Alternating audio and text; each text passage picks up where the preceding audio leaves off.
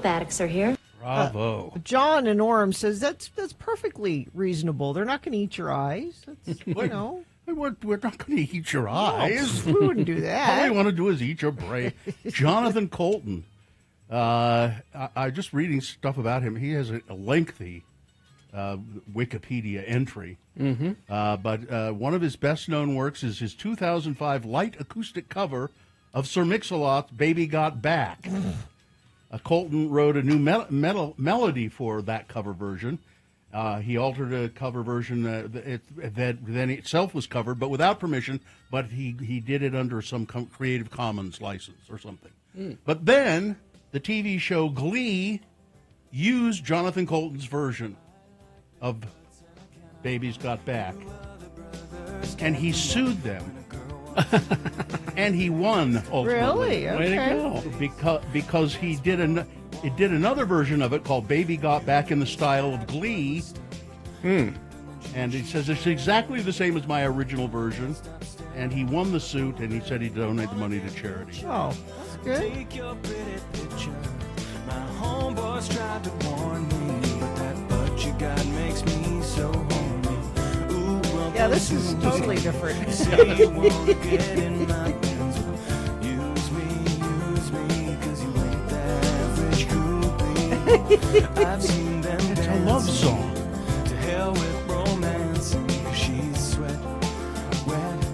Got it going like a turbo vet.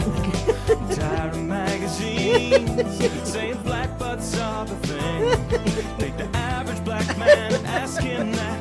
She gotta pack much back. So fellas, has your girlfriend got the butt? Tell her to shake it. I love it. Shake that healthy butt. Makes it about as wide as he can possibly make it. Of course. Baby got back. Baby got back. Baby got back. So well done.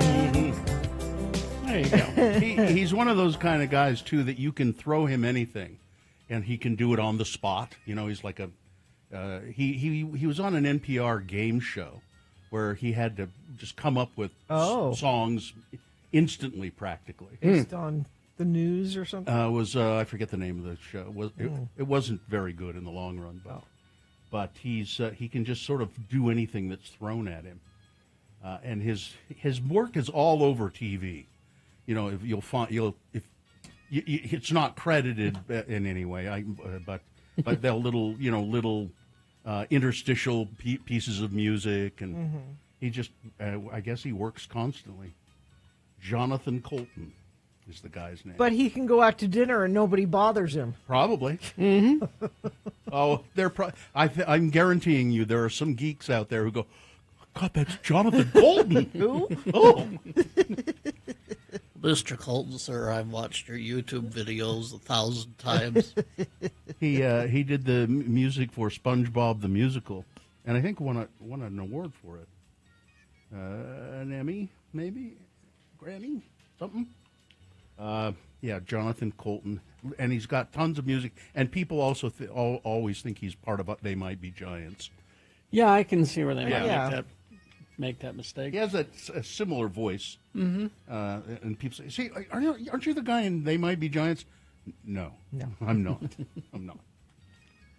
Although they are apparently friends. It says, John Flansburgh from They Might Be Giants produced a couple of his albums. They should tour. They have, yes. They probably go to dinner together.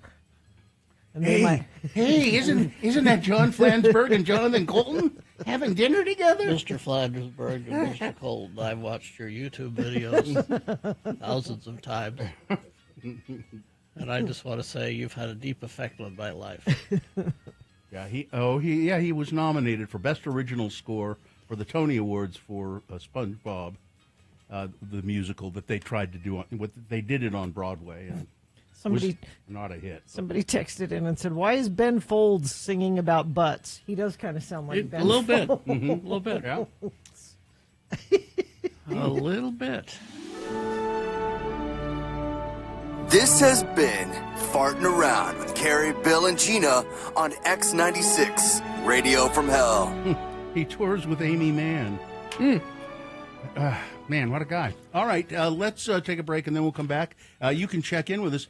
I'm guaranteeing you that there's somebody out there listening to this right now who says, God, you guys don't know anything about Jonathan Coulton. Oh, we don't. Call 877-602-9696 and enlighten us if you know something about Jonathan Coulton or whatever you would like to chat about for a brief moment here in the early morning hours. We'd like to hear from you in the morning. 877-602-9696 is the number. You can also text us at 33986. You could win one.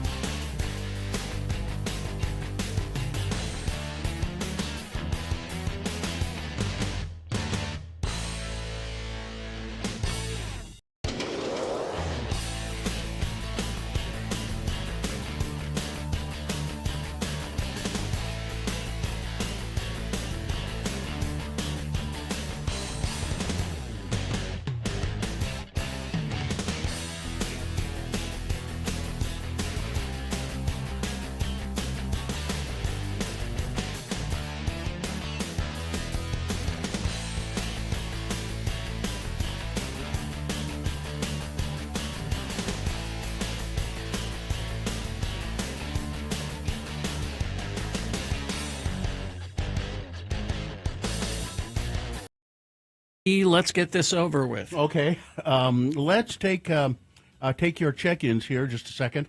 After we officially begin the program, I see somebody's on line one. So you can call us, 877-602-9696. You can also text us to check in, 33986 is the text number. I'm not even going to bother to ask you, Gina. I'm just going to... Yeah, why would you bother? As if there's anything else that could possibly happen right here. Well, there are no sponsor. No, for the show. Well, to hell with them then. You don't want to. If you don't want to sponsor this show, we don't need you. I mean, we kind of do. We'd love it if you would sponsor this right here. Okay, that's it. You pacify them, and they'll take advantage of you. You know that, don't you? All right, we'll officially begin the program now. This is, let's see, the moon, 38.6% of full. The moon will rise today at 2:28 p.m. Today being Tuesday. It's the 28th day of October in the year of our Lord Jesus Christ, 2025. It's National First Responders Day. First Responders Day. Paramedics, firefighters, police officers, so forth. National Immigrants Day. Oh, really? Yeah, give us your... How do you celebrate that? Give us your tired, your poor, your huddled masses yearning to breathe free. Yeah. Mm-hmm. Not anymore. It's National Chocolate Day. Mm. And it's Chucks and Pearls Day. Any idea what that means? Yeah, it's Kamala Harris. Very good. Oh. I read that and I thought, I don't know what that is. She wears Celebration Chuck's honoring shoes, yeah. Kamala Harris, the first female vice president of the United States. She wears Chuck Taylor sneakers and pearl accessories. It reflects Harris's signature style. She should be the president. So it's Chucks and Pearls Day. This is an all-new edition of the show that wants to eat your brains. It's the show for people who feel like hell in the morning. Radio from Hell, starring the Lords of Morning Radio. Kerry Jackson right there putting on his work hat. Hi, I'm Bill Allred, hatless, right here. Gina Barberi is over there. She is a Lord of Morning Radio. Katie, for short, is our excellent producer. She's behind me in the booth. And Hudson is in the booth, it looks like, this morning. And the dog is, I'm sure, in there as well. Yes, there's Vax. Sleeping away. Curled up, staying nice and warm. And that's it. Now it's time to go to your check-ins. 877-602-9696 is the number. Use it. Call us. We'll start with Chris. Good morning, Chris. Good morning, lords and ladies. Where are you calling from?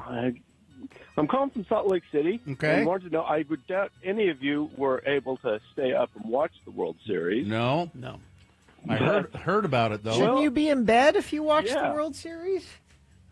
Well, I got to listen to my morning, lords and ladies. Oh, okay. But after 6 hours, the computer automation over at ABC4 decides that's enough and just went to their normal programming. No, really? You're kidding. Yep.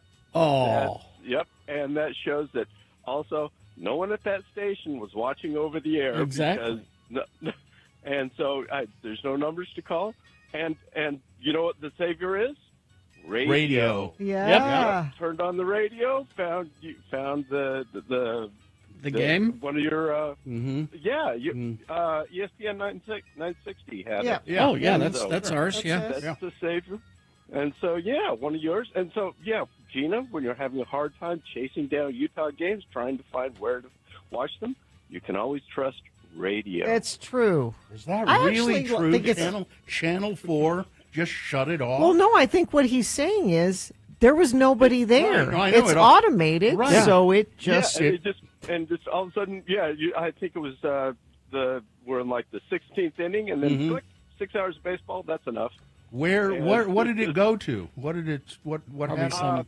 Insider Plus or some weird Infomercial. Some infomercial, I'll bet. Yeah. Well, it's infomercial-ish. It looks kind of like a generic entertainment program-ish. No, that's an infomercial Yeah. designed to make you Yeah. think it's not an infomercial. Yeah. Yeah. There you go, probably. Well, that's because fascinating. you don't have real people. It's Exactly. computers are running There's no- things, and they don't care. And no one in sales, no one in programming, no one in sports is watching ABC4 over the air to catch it. Yeah, it's funny, though. You would think that there would be someone, even though there's nobody there. It's automated. Yeah.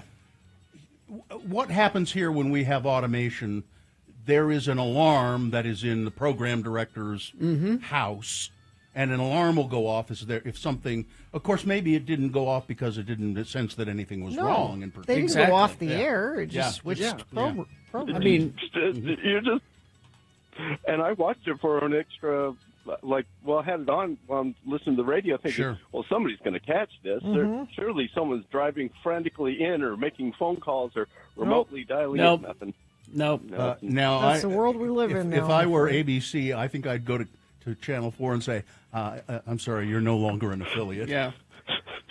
Jeez. Yes. I mean, Yeah. surely when they were locking up, right? I mean, they usually have people there to do the live news at 10 till at least 11, right? Mm-hmm. So surely when someone was locking up at 11:30 midnight, they would have looked at the thing and said, hey, that game's running awfully late. Maybe one of us should Maybe stay. somebody should stick around.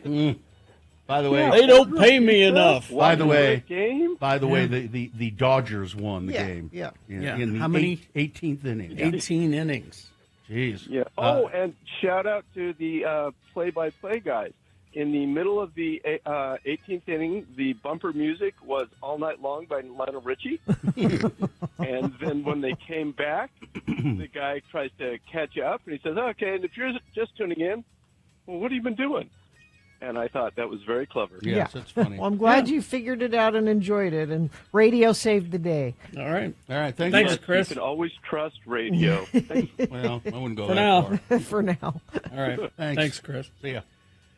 Oh, That's bizarre. that's a wild I'm story. just kind of looking on the internet here to see if there's anything about that. Yeah. Because you'd think that would be the other news outlets, TV news outlets here in town would be all over You'd that. think. I guess what they did. No, Bill, because they're not there either. Yeah. This is the first they're hearing about it, too. Exactly. Troy of Riverton checking in. Zane of Dallas checking in. Mixer driver Shane from Orem. Good morning. Happy Right Wing Wade has some traffic for you. Jocelyn of Sandy checking in. Ed's friend Andy just spent $1.29 to buy a zombie song. Now can't wait for the kids to wake up to share. Oh, that's cute.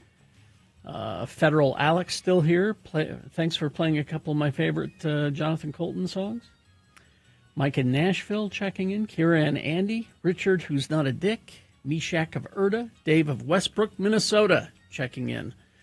Ruining a nice warm bed by going into work. It's horrible when that happens. Let's go to Mark in Spanish Fork. Mark, good morning. What's up? Good morning. Just wanted to check in and say hi to you guys. Been listening since, probably 30 some odd years. Oh, my. You must be pretty tired. Jeez. Well, don't so know what that speaking of means. tired, I am tired because I did stay up watching the Dodger game on Fox, not ABC. I don't know what the guy was watching, but it was on Fox. So, The mate. entire game. And you saw the entire game. Yeah, So- it's been, each, the World Series, like the division series are carried on ESPN and TNT, and then finally the World Series is carried on Fox. So it was on Channel 13. if I recall that last night. I wonder what's going on here. Yeah. No, Well, yeah, I'm on 4 hours of sleep. it must have been a pretty cool game, though. Were you rooting for the Dodgers? I am. I'm a Dodger fan, yes. Married into a Dodger family. All right. Thanks, Mark. Thank you. Okay. Get that. Maybe I that don't know. guy's The guy giving back. giving us a line. Yeah. Jello Salad Annie, thanks for the farting around. Calvin from the Dell checking in. Midvale's Rousdower with some traffic for you. Sean the Safety Guy. Basie Casey. Michaela Verino, Sleepless in Sandy. Tristan from the most west of Jordans. Good morning from Cedar Fort. Woodworker Willie. Housekeeper Mariah. Luis of Harrisburg, Pennsylvania checking in. Happy anniversary, Mrs. Cement Dave. Aw. 18 great years so far. Happy Many more to come. anniversary. Tim the Tree Guy. Groundskeeper Bob. Quinn the Barber, Mrs. Coles. Bear. Shelley from Roy. Yeah, here's somebody says the World Series was on Fox. It was on Fox, not ABC. Maybe he was watching an old game. Maybe his VCR tape ran out. Yeah, he said, yeah, everyone's saying, we watched the entire game. What was he watching? I don't know. Now, that's weird. I think that he was confused. I think he's having us on. Mm-hmm. You need to call back and explain yourself. Was it Chris? Yeah, Chris, you need to call back and explain yourself. I think so. Okay, Right Wing Wade says, checking in from I-15, both lanes moving along well. And Midvale's Rousdower says, I-215 north to the 201 looking okay so far. I hope y'all have a wonderful day. Well, thank you. I hope you have a wonderful day. UDOT not reporting anything, but as Wade and Rousdower did, you may also do. Text us with your traffic alerts at 33986. All right, so we'll take a break, play a song. After the song, it's Big Boy News and Frank Christ presents the Dead Celebrity Game. We'll explain how to play, what you'll win coming up.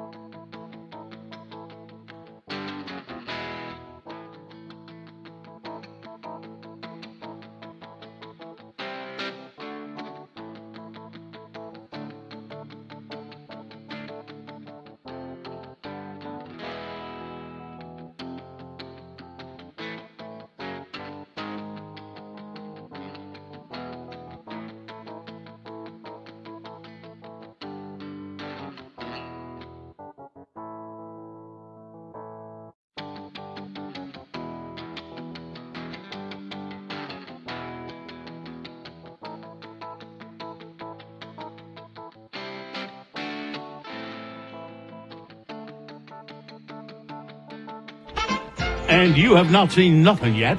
Everything's stuck together, and I don't know what you expect, but here's what you get. Beat Gina. I'm Johnny Ola, the golden-voiced announcer for the Beat Gina Game Show. Now, maybe you think that you're not musically gifted, but I'm here to tell you that if you can carry a tune, you can play the Gahoon. 9 out of 10 people play the Gahoon in 10 minutes. Just pick it up and play it instantly. No study, no lessons, no musical education, no reading of notes, no practice. Simply bend the mysterious stem and play it. Wow. The amazing Gahoon, the sensational new musical invention that almost anyone can play. The Gahoon gives you 2 full octaves of rich, clear tone like an E-flat saxophone. Genuine sax mouthpiece, genuine sax reed, built on the same principle as a saxophone, except with the mysterious new simplified principle. Instead of opening air ports, you merely bend the coiled spring stem. This shortening and lengthening of the air column determines the tone, half tone or quarter tone. What a hit at parties, in schools, army camps, in amateur or professional hillbilly jug bands, in rhythm bands, or as an accompaniment for singing. The more you play, the better you become. Play hot, sweet, loud, soft, rumba, and boogie-woogie or classical. Order your Gahoon for only $1 today. Money back if you don't play in 10 minutes. Send for one or several for the whole family today to Gahoon Productions, 820 North Michigan Avenue, Chicago, Illinois. Be the first in your group to introduce the amazing Gahoon. And now, let me introduce the amazing host of the Beat Gina Game Show, the one, the only, Carrie Jackson. Thank you, Johnny Ola. You're welcome. All right. Our randomizer has picked a contestant for you to play against Gina. You'll be going up against Morgan today. Morgan. Are you there, Morgan? Hello. All right, Morgan. Thanks for letting me listen. Thank you. We're going to toss a coin to see who goes first. It will give you an advantage in the game if you win. Call it heads or tails. Heads. All right. Coin toss app says tails. Oh, you're one step further away from winning these tickets to see Dirty Heads January 27th at the Marquee in Park City. All right, then, Morgan, that means that the first question is for Gina. If she answers it correctly, she gets the point. If not, I'll allow you to answer the question correctly, stealing the point away, and we'll go back and forth till one of you has 3 points. Because it is Mariska Hargitay's birthday today, it's Law and Order trivia. Yeah, it was. Sure, why it was not? tough yesterday. All right, first question for Gina. Here we go. What is the name of the main detective in Law and Order Criminal Intent? Okay. Is it 1, Detective Lenny Briscoe? Is it 2, Detective Crud Bone Meal? 3, Detective Robert Gorin? Or 4, Detective Bridge Large Meat? Is it 1? You'd think that. No? Because, Oh. that's a name you've heard. No, terribly sorry. Morgan, you have a chance to steal. I'm going to go with number 3. Robert Gorin. Where do I know the other one from? It's from another criminal Law and Order. Oh, See, it's a trick. they're all over the criminal Law and Order criminal right. stuff. All right, there's a point for Morgan, and Morgan controls the question. Morgan, what is Captain Cragen's first name in Law and Order SVU? Captain Cragen's first name. Is it 1, Eczema? Is it 2, Dan? Is it 3, Donald? Or 4, Takerway and Booker? I'm going to go with number 2. Dan? No. Oh, Gina, chance to tie. and it's got to be Donald. Donald. All right, it's a point for Gina. Now Gina controls the question and has the advantage. Gina. Law and Order True Crime is also known as what? Okay. Is it 1, Law and Order True Crime, The Butler Did It? 2, Law and Order True Crime, The Menendez Brothers? 3, Law and Order True Crime, The Guilty Alibi? Or 4, Law and Order True Crime, A Big Monster Came and Took Him to Daddy Heaven? I have no idea, but I hope the Menendez brothers exist because I will go watch it. That's 2 points for Gina. Morgan, now you have the question. Morgan, Law and Order Criminal Intent channel hopped. Went from one network to another. Law and Order Criminal Intent channel hopped. Which channel did they hop from? Is it 1, CBS to NBC? Is it 2, the Animal World channel to Cartoon Network? Is it 4, the Dingo channel to the Norwegian Death Metal Holiday Hymns channel? Or 4, NBC to USA? I'm going to go with the last one, NBC. That is correct. That's 2 points for Morgan. The game is tied. Now back to Gina. Gina, what is Olivia Benson's middle name? Okay. Is it 1, Margaret? Uh-huh. Is it 2, Fanta? Is it 3, Incontinentia? Or 4, Jane? Olivia Jane goes better than Olivia Margaret, so I'm going Jane. You're going Jane? No? Oh, Sorry. here's your chance, Morgan. I'm going to go with Margaret. Margaret. And Morgan wins the game. That was thrilling. It's 3-2. There you go. All right. Olivia Jane Congratulations. is a much better name than Olivia Well, Margaret. you're not wrong, but What did Morgan win? Morgan, you've got tickets to see Dirty Heads at the Marquee in Park City on January 27th. hang on the line. We'll tell you how to get those. Listen, I've got to go and see if my Gahoon has come in the mail. Is that a real thing? I think it is, yes. All right. But don't ask Johnny. I'm sorry. A family of he just Gahoons. he just reads. Okay, that's true. The He's- Gahoon okay. family.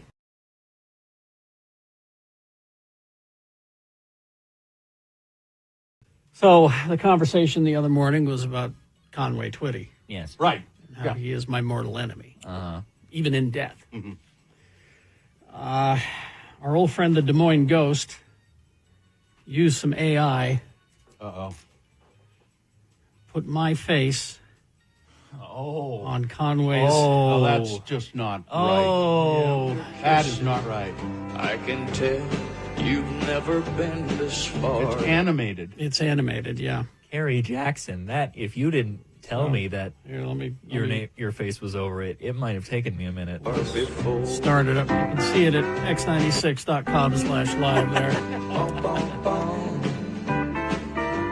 And as I taste your tender kisses, This is I unholy. can tell It is. Unholy. It is. never been this far before. It is. So I merely, he sent the tweet with somewhere on another Earth where Thor is an evil ruler and a Carrie Twitty exists. Carrie Twitty. To which I just replied to him, damn you to hell. Yes. That's unholy. Des Moines ghost. You can delete it, but unfortunately, it's out there. Forever. It's It's still the out internet. It is forever. My God. Hey, do one of me as Lou Reed, will you? All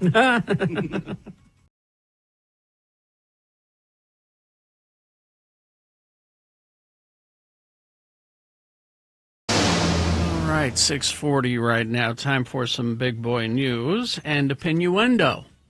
Right after that, it's Frank Christ Presents They're Fine, They're Just Fine, the Dead Celebrity Game. We'll give you a list of 4 celebrity names. 3 of those celebrities are just fine. One of them is dead. If you pick the dead one correctly, you're going to win what? Looking for the hottest Halloween party in Salt Lake City? It's happening at the Utah Pride Halloween Ball Friday, October 31st at the historic Masonic Temple.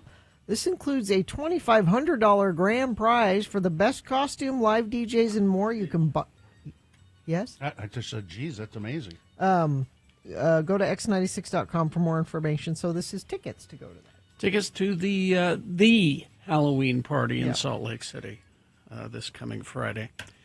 877-602-9696 is the number to call. I canceled my party when I heard about this. No, I can't I'm not compete I'm with not that. competing with that. Everyone No. should. And I even had a few queens coming to mind, but it's not that big. All right. Call, play. It's Frank Christ Presents. We'll play it right after this. Big Boy News and Opinioendo. Brought to you by? Why don't we have it brought to you by the Radio from Hell Bowling Mixer? It's going on November 8th at Ben Lomond Lanes in Ogden. And we've got some lanes reserved. It's $10. That gets you 2 games and shoes and everything. All the information is at x96.com. There's a rotating banner at the top. And you just have to call Ben Lomond Lanes and say, hey, I want to be part of the mixer, and they'll take care of you. Our good friend Jamie apparently stopped by yesterday. Really? To see us, and people didn't know who he was, and they wouldn't let him in. But he said, I stopped by the front office this morning. I guess Broadway Media doesn't have a full-time receptionist, and the people in the building weren't able to help me out. Oh. They said if I wanted to visit you, go to Ben Lomond Lanes on the 8th of November. Yeah. It's been over 40 years since I bowled, says Jamie. If I do bowl, I hope they have a lightweight bowling ball. They do. They do, Jamie. They do. All right. News. We'll see you there, Jamie. Sean Combs could be released as early as 2028 following his 50-month prison sentence for his conviction on 2 prostitution-related charges. Combs has been held at the federal detention facility in Brooklyn, New York, since his arrest in September of 2024. He was sentenced on October 3rd to just over 4 years behind bars, along with a $500,000 fine. Jury found Combs guilty of transporting 2 former girlfriends to engage in prostitution with paid male escorts at hotels and drug-fueled parties described during the trial as freak-offs. The same jury acquitted him of racketeering and conspiracy and sex trafficking charges, sparing him a possible life sentence. He faced up to 10 years, but he's been punished enough, his lawyers said. Prosecutors wanted a long, but the judge ultimately rejected the government's recommendation for a harsher sentence, calling it not reasonable. But there is still, of course, the possibility that Donald Trump will step in and let him Pardon go. him? Yeah, let him go. Judge Tony Graff will allow Tyler Robinson to appear in court in civilian clothing, but he will still be shackled.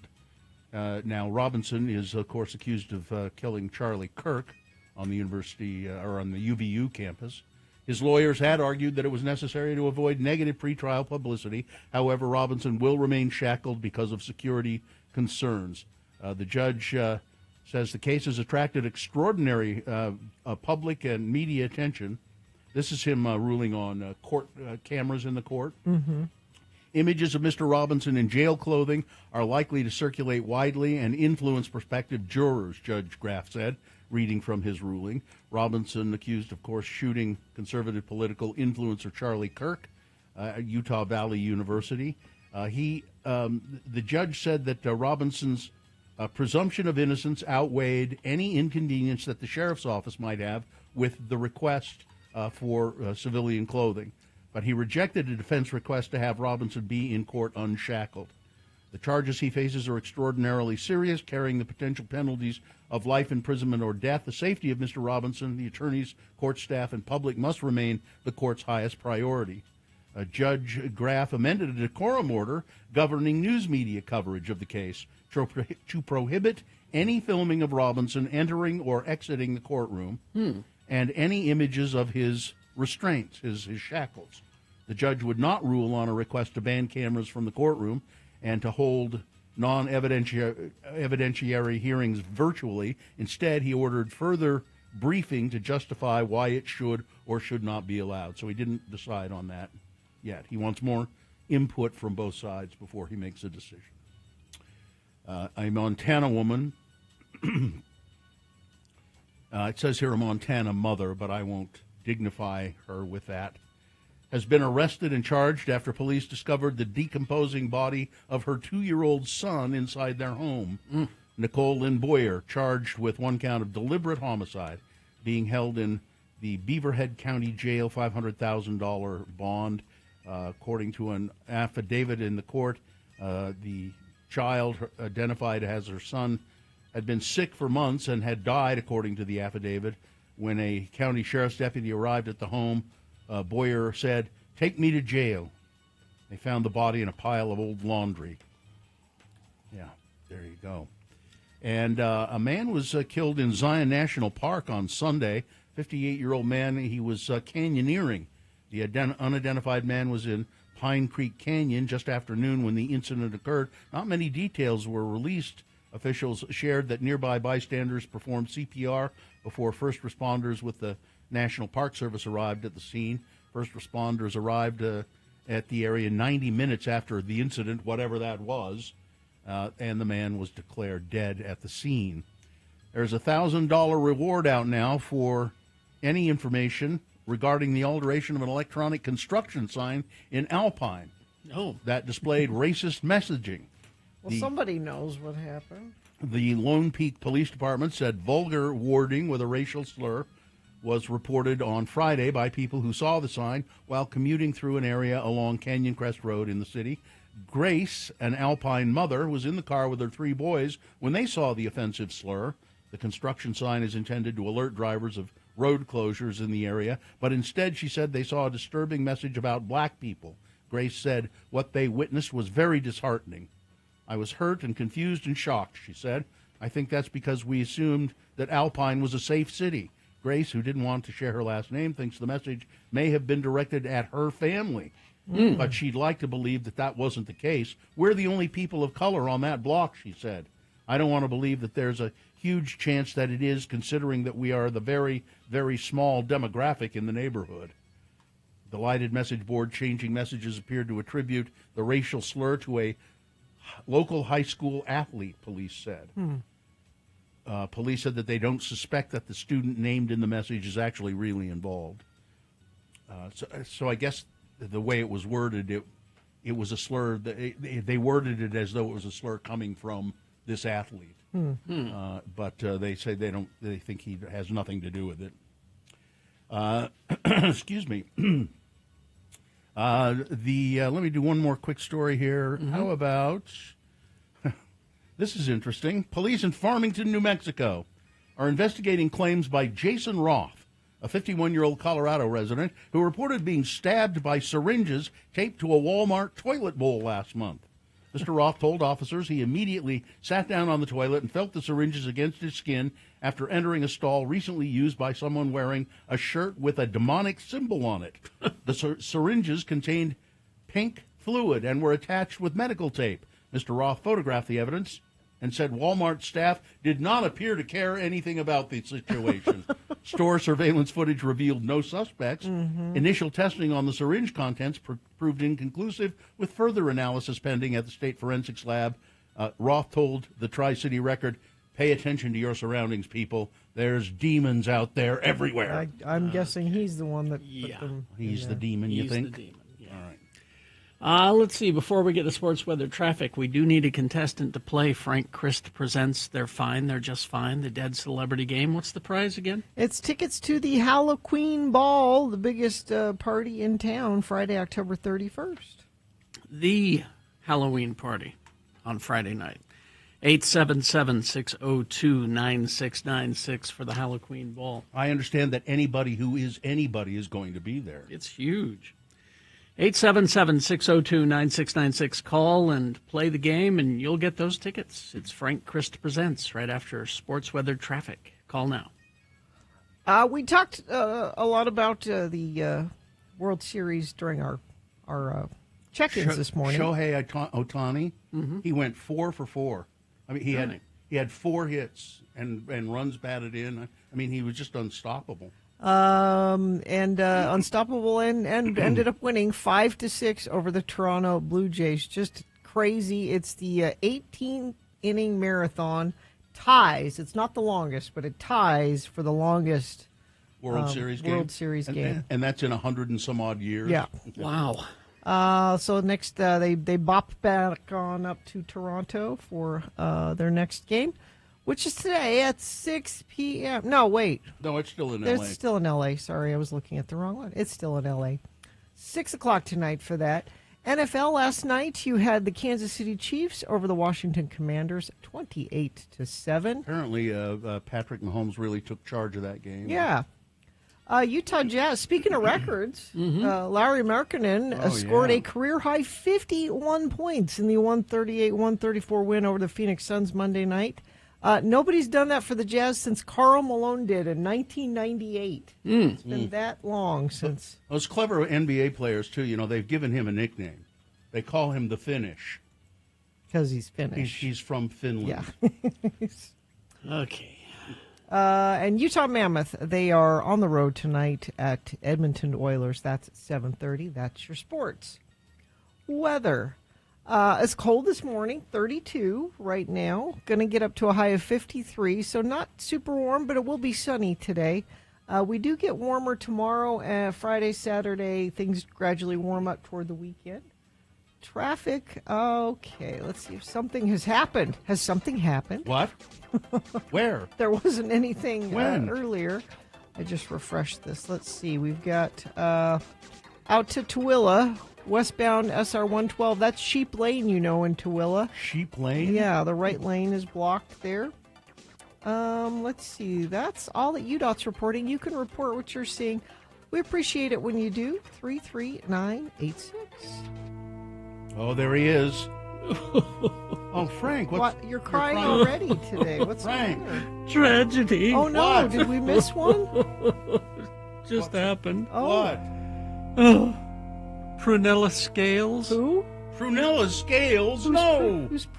I'm sorry, Frank. I don't know. Mrs. Faulty. Oh, Faulty Towers. Yeah. Basil Faulty's wife. Yeah, she was wonderful. Oh, she was hilarious. She put up with his antics. How old was she? Oh, Prunella Scales. Well, I'm glad you dropped her off and made it back in time then. I do what I can. Frank is here to play the game we call Frank Chris Presents. They're fine. They're just fine. For those of you who are new to the show, don't turn it off.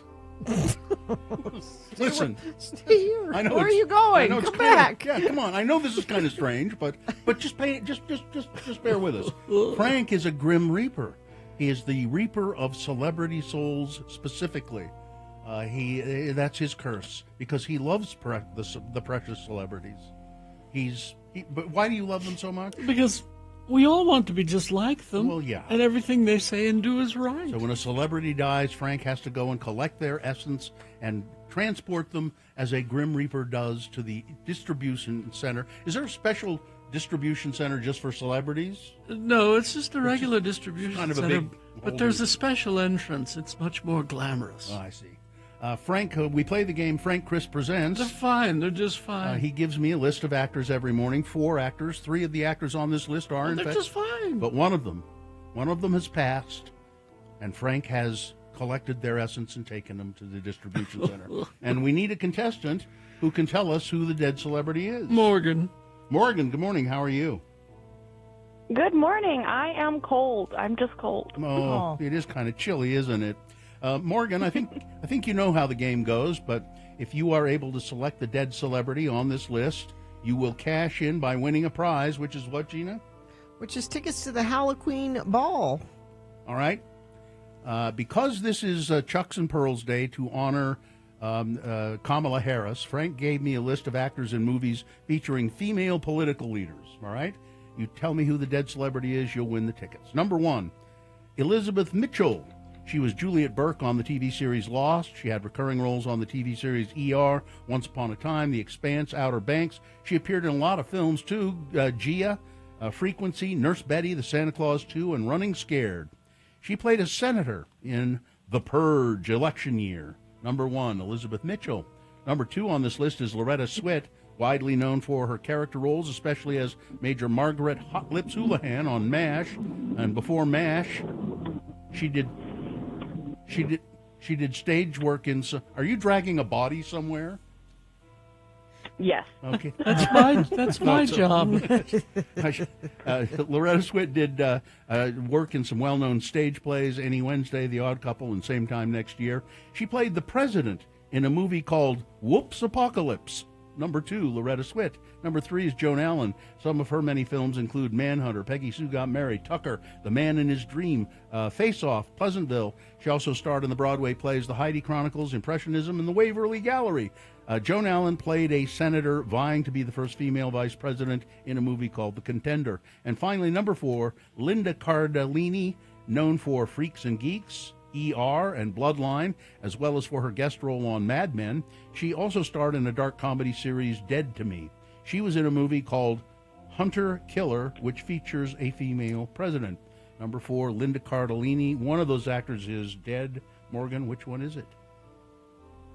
Unfortunately, it's 2, I believe. Yes, you're right. Miss Swit. Loretta Swit. She made it to 87. She died this year. We'll never get the MASH reunion. No. Well, congratulations, Morgan. You've won tickets to the Halloween Ball. Halloween Ball, the biggest Halloween party in town. Hang on the line. Thank you. You're welcome. Hang on. Katie will tell you what you need to do, and then you can finish dragging that body wherever you're dragging it. All right, I have to go check on Dennis Franz. Oh, really? Beverly Hills Bunks? 82 today. Yeah. He's 82. His ass is 84. Hey. Morning, goodbye. Oh, everything's looking pretty good. Is something not looking good where you are? If you're looking at something and going, well, that's not good. Not looking good. Well, you should text us and let us know. 33986. The X96 Gothic Halloween weekend starts Friday at 10 a.m. We'll feature a bunch of spooky Gothic Halloween or Halloween-adjacent music for your Halloween weekend festivities.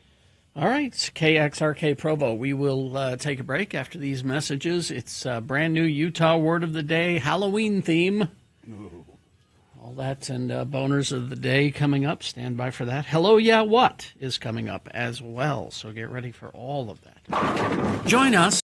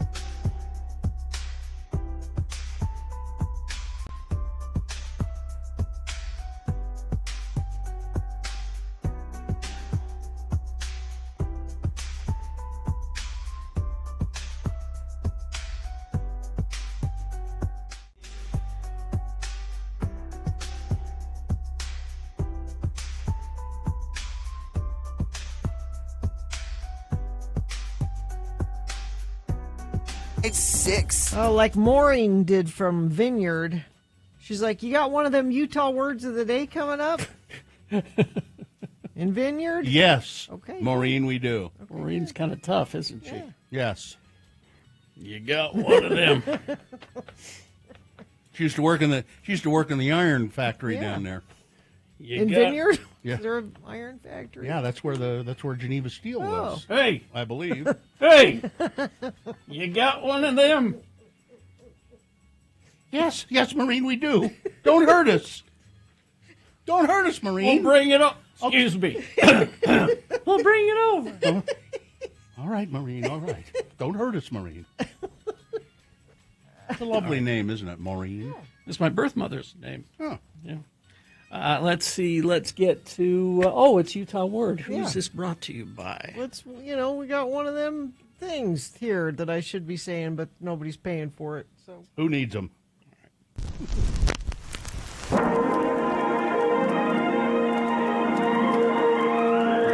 It's often said that people of Utah speak a language all their own. It's a language that's often confusing and even incomprehensible to newcomers here in the Beehive State. So, Radio from Hell presents a handy guide to help everyone understand how the natives speak. It's the Utah Word of the Day, and today's word is... itcher. I-T-C-H-E-R, itcher.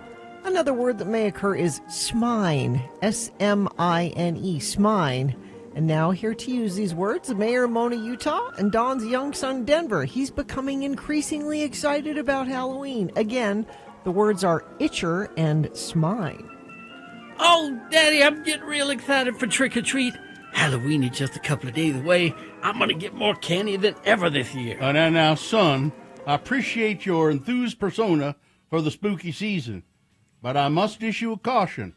I am the mayor of this fine city of Mona, and we can't tolerate any pranks this year. But, Daddy, that Halloween poem you taught me when I was little, a little shaver, says, trick or treat, smell my feet, give me something good to eat. And if you don't, I don't care. I'll just pull down your underwear.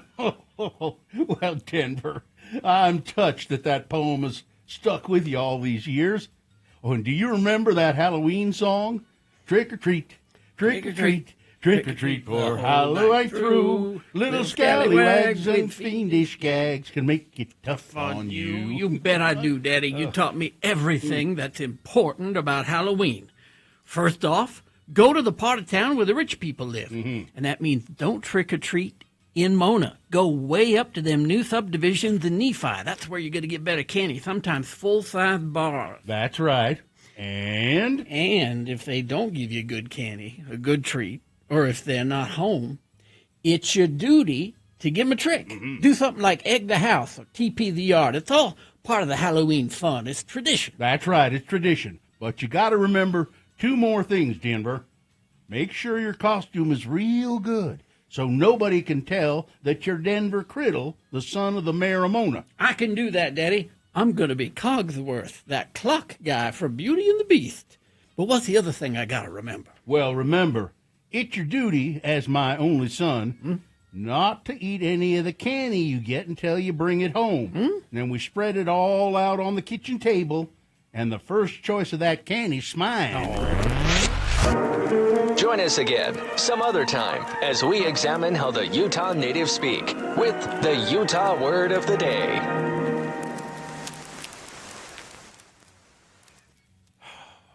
Go. Do I have to do Cogsworth, huh? Cogsworth. I don't know. I have no idea why that. Yeah. So Mohammed last night informed me that he's going as the Marlboro Man. The Marlboro Man. Does He's he gonna think have a that? pack of smokes rolled up in Well, his sleeve? I was going to yes. say, does he think that people will know who that is? But He asked if I would buy him cigarettes for his costume, and I said no, I will not do that. go to Cabin Fever. I'll bet they have the candy cigarettes that look like Marlboro packs. That's perfect. No, you know what's perfect? You can't go as the Marlboro Why Man. not? Oh, I don't care if he goes as the Marlboro Man. I'll let him. It's just go, a cowboy. Let him go It's spread not- cancer. Go ahead. Go, spreading cancer. That's the way to do it. Cowboy. Mm. He was enamored when he found out that Uncle Pat Now, Uncle Pat wasn't the Marlboro Man, but he donated a lung to the Marlboro Man. In the TV commercials, he rode he's the one riding the horse. Oh, so he's like the stunt. Because the Marlboro Man is not an actual cowboy; he's a model. So he's the stunt Marlboro Man. As soon as Muhammad found out that, he's like, Suddenly, it's all about the Marlboro Man. He's excited about it. Nobody's going to know who it is. He's just a cowboy. Unless he has a cigarette. I mean, he's got to prominently display that somehow. He could put a sign around his neck that says Marlboro Man. I will go to Cabin Fever today and see if they have candy cigarettes. But make sure they look like Marlboro. Yeah. They may have. the red and white packet, They may have. Okay. Listen, do we have time here for an email of interest? A quick one, I think so. All right. This is, in fact, an email of interest came in last week. It says, "Good morning, Lords. This is Tasha from North Ogden. I'm coming up on my 50th birthday soon. This has brought me some reflections on how my life has evolved. I realize that family has become so vital, but what really defines family? I'm adopted, and this has been a point of contemplation for me. What I have come to conclude is that family for me is not genetic, but it is the people and the influence around me that have remained unjudgmental, tolerant, and fun. And you guys are a part of that. Aww. You have been my social network for more than half my life. You've introduced me and others to many people. I look forward from hearing and watching every morning from Tim the Tree Guy, Sketchy Blake, Jello Salad Annie, Bad Brad Wheeler, and the list just goes on and on. I don't participate in any social media forums, so Radio from Hell is my social community. Monday mornings, I'm eager to hear the check-ins, and I can't wait to start the week with everyone. I just wanted to give you all a thank you for always reminding me that the importance of charity in our community, but also for giving me a family. You are important. You are appreciated, and we are so fortunate to have Radio from Hell in this little old state of Utah. Much love. Looking forward to living longer and prospering with you." Oh. And that's from Tasha. Oh, Tasha, I thought that that's was so nice. very nice. And Tasha, that is very nice. I guess we could read that to some potential sponsor, and they'd probably go, "Yeah, I don't care." I mean, this is who our listeners are. Yeah. And then when we say, "Oh, there's nothing," we don't have a sponsor there. It just it kind of makes me angry, because we should have a sponsor there.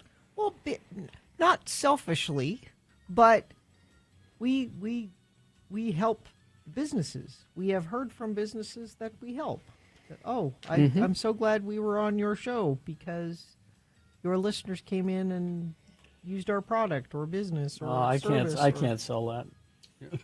I can't sell loyalty. Yeah, no, I can't. No, I can't. And listeners who are active and do take action on the sponsorships. Nah. You got a meme that would convey that loyalty? That'd be easier. Do you have that, Carrie? That's brilliant. That is so succinct and so spot on. All right. Email. Oh, interest. Traffic jam, please. It's all good. It's all good? It's all good. Okay. Let's see. Is it not good where you are? Oh, I thought somebody sent something in. Yes, right here. Slow traffic just north of Farmington, southbound I-15, semi getting worked on the right shoulder. Thank you, Infinity member who sent that in at 33986. Somebody else says accident or something in Murray. Or something. Eastbound 215 between Redwood Road and the I-15 interchange. Sheep Lane and Tooele closed due to a crash affecting both directions. Infiniteam is on it. Thank you for that. 33986. Business owners, do you owe $15,000 or more on employment taxes and don't know what to do? McClure and Stewart, your local trusted tax attorneys. Go to McClureandStewart.com today. All right, here are the boner candidates you'll be voting for in just a couple of minutes. Boner candidate number 1, no snack time. I'm going to air this place out. Boner candidate number 2, I feel your pain. In a way. And boner candidate number 3, an official in India says the sexual assault of 2 women in his city is a valuable learning opportunity for them. Jeez. Boner of the day, big boy news, all coming up after these messages and a song. Stand by.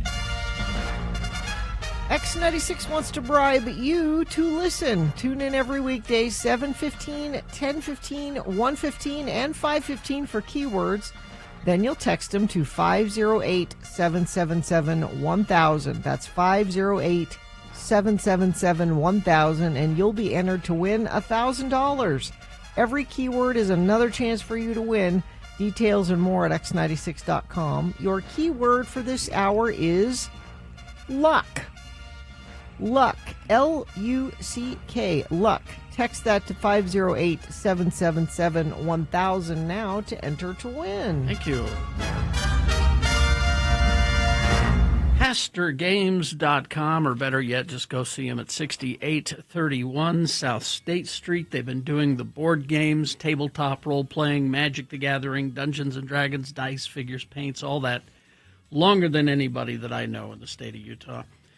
This week at Haster Games, available for release, Magic the Gathering Spider-Man. The famous web-slinger arrives in the newest expansion for Magic the Gathering Spider-Man. Experience the amazing action heroes and villains. They clash across the Spider-Verse.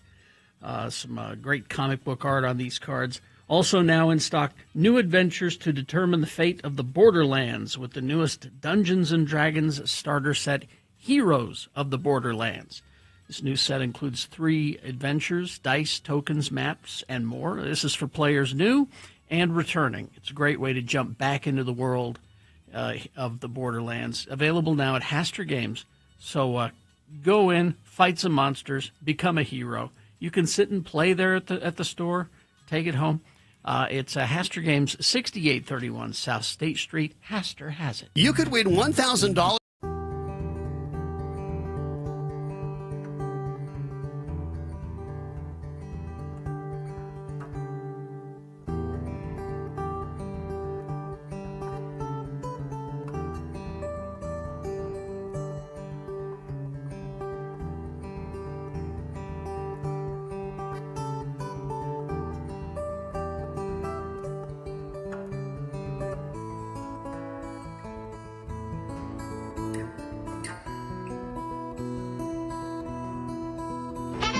Well, it's time for something that everyone loves to do.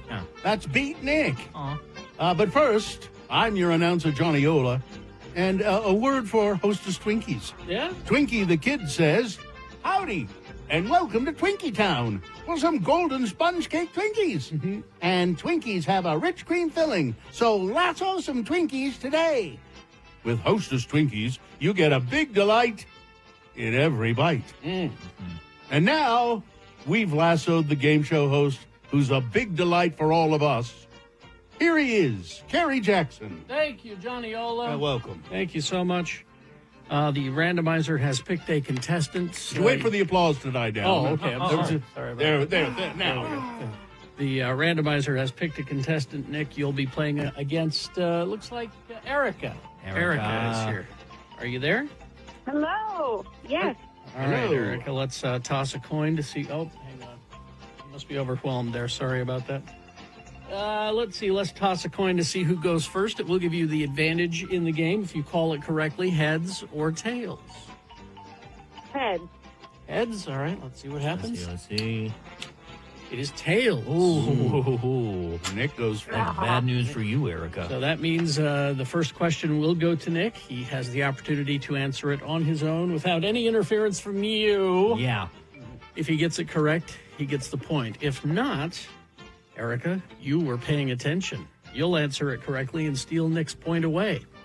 We'll go back and forth till one of you gets 3 points. Debbie Reynolds' birthday today. The actress. You know who Debbie Reynolds is, Eric? No, I have no idea. The actress Debbie Reynolds. Do you, Nick? No. She's been dead for a few years, but were she here, it would be her birthday. She's Carrie Fisher's mother. Yes. Debbie Reynolds, Nick, was a member of the Burbank Youth Symphony. Great. And played what instrument? Better not be a piano. Is it 1, the French horn? Is it 2, the viola? Is it 3, the tooty leather pole? Or 4, the slidey fart horn? What was the second option again? Viola. Let's go with Viola. Oh, No, terribly sorry. Erica, Steele.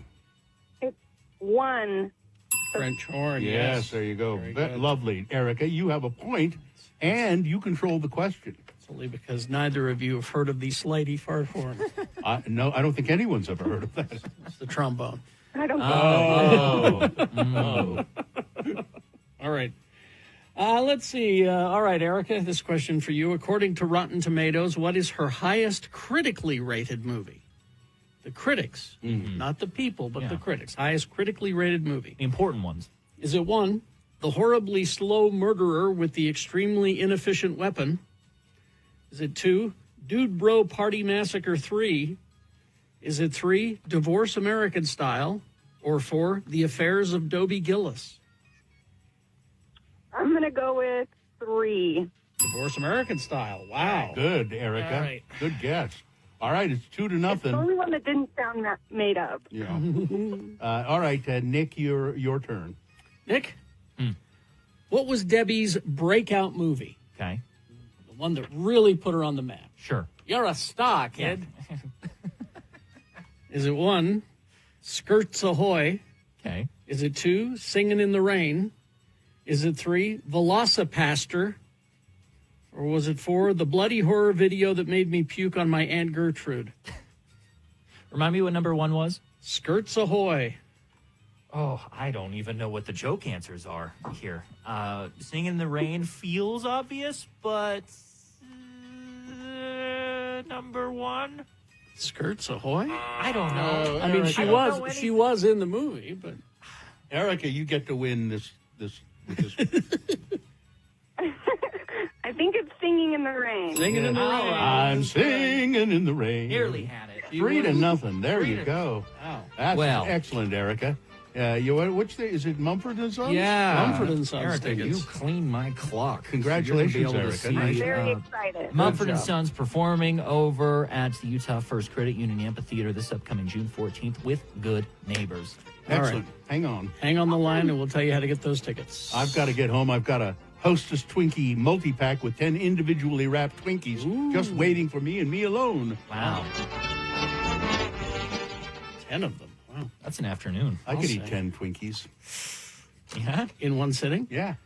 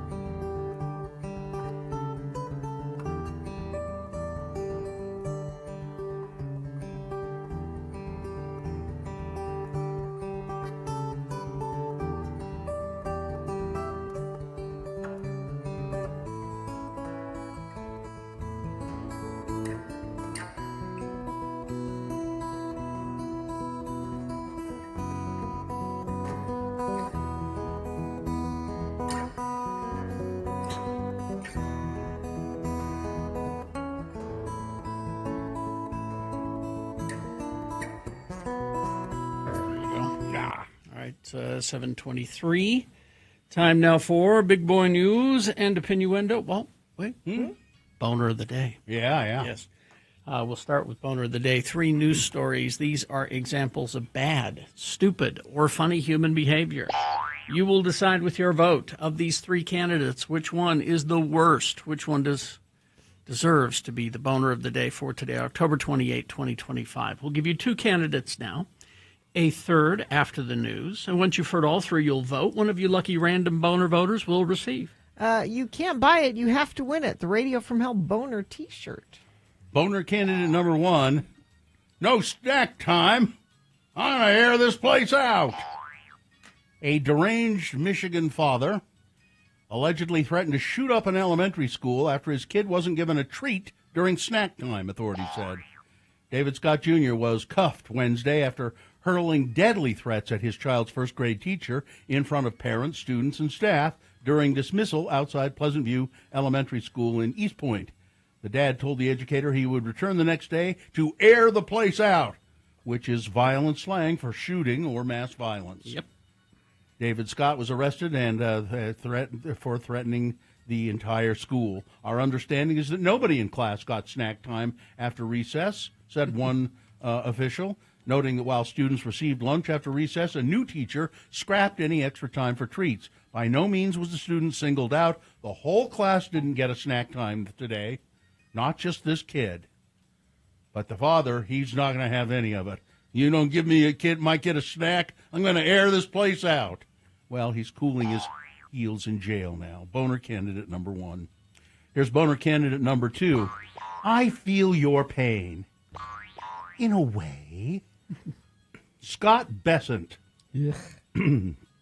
wants you to know that he feels your pain. No. The Treasury Secretary, who's worth $500 million, looked into the camera and told ABC's Martha Raddatz that he understands what soybean farmers are going through because he's a soybean farmer too, except he's not.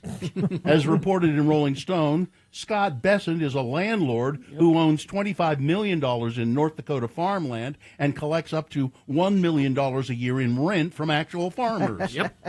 You know, the kind who work the land instead of cashing checks from their hedge fund office.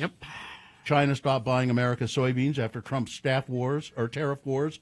They used to purchase 54% of the U.S. crop, and now Bessent is negotiating to sell the crop he literally profits from. Government ethics experts call this a massive conflict of interest. Bessent calls it being a farmer. He promised to divest during his confirmation hearing. That was almost a year ago. But he's still holding the farmland, claiming there's no liquid market for selling it right now. In Trump's kakistocracy. Wait, just stop there for a minute. You know why there's no market for it? Because nobody's buying the soybeans. Because no one's buying soybeans. In Trump's kakistocracy, I feel your pain translates to, I collect your rent check. Boner candidate number 2, I feel your pain in a way. Coming up in a moment, boner candidate number 3, an official in India says the sexual assault of 2 women in his city is a valuable learning opportunity for them. Boner candidate number 3 coming up after this. Big boy news and innuendo brought to you by Excel Automotive Repair. We've all had our automotives repaired at Excel Automotive Repair. Yeah. Commuter vehicle repair specialists, Asian and small domestic vehicles, dealership quality service at independent shop rates, located at 33rd South 290 East. To make an appointment, go to excelautomotiverepair.com. Calling all white Christian men, the Trump regime needs you to build America's future and restore the American dream. What? If you're anything other than a Caucasian young buck, however, you're probably out of luck. The Labor Department has a new ad campaign with freshly scrubbed white dudes featured as real workers in the U.S. Department of Labor's month-long blue-collar boom ad campaign, which uses Nazi-like propaganda posters on Instagram and X to promise prosperous days ahead. And you can go x96.com/live and see one right now. What year is this? Some might argue that a few women are included in the campaign, but of the dozens of ads so far, only one worker is a woman, placed to the side of a towering white man. Here we've got. So there's that, and I think that guy on the right is supposed to be a person of color. Supposed to be. The rest of the campaign's lady folk, of which there are only a few in total, are wearing old-timey dresses, hair clips. Some of them are wearing white gloves. And people of color, well, there is that guy right there. There was a light brown fellow. There was a journalist who took all of the ones from the official website that they sent out and compared them to actual Nazis, Russian propaganda posters. Russian ones, yeah. And they were so frighteningly similar. In the 1930s, Joseph Goebbels' Ministry of Propaganda popularized posters of blonde, muscular men as the ideal German worker. Women appeared only as mothers, while Jews, Roma, and others were erased altogether. The Trump administration posters, Nehemiah D. Frank writes, follow a chillingly similar script. White men as the emblem of loyalty, patriotism, and progress. Layton mayoral candidate Trevor Lee Faust is facing 4 misdemeanor charges filed by the city, which could create a conflict of interest if he is elected. The mayor of Layton plays a shared role with the city council and city manager in providing oversight and can offer input on budgeting for other agencies, the Layton Police Department, Layton City Attorney's Office, who are currently prosecuting Mr. Faust for allegedly making a threat against his wife. He has pleaded not guilty.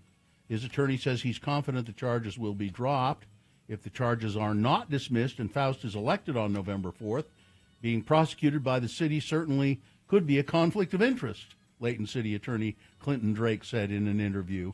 Faust declined to comment to the Salt Lake Tribune on the charges or the potential of a conflict of interest. By the way, the charges stem from a 911 call made by Faust's wife, saying that he was threatening her in the presence of their children. In the meantime, he's gotten her to sign a notarized affidavit that the children were not present, and she does not want to press charges, according to this affidavit. A federal government shutdown closes in now on a month, impacting federal workers and others reliant on federal aid that's drying up. United Way officials in Utah launched a $1 million fundraising effort to help them. The United Way 211 Emergency Relief Fund, as it has been dubbed, aims to collect donations for use by community and government partners that aid those in need.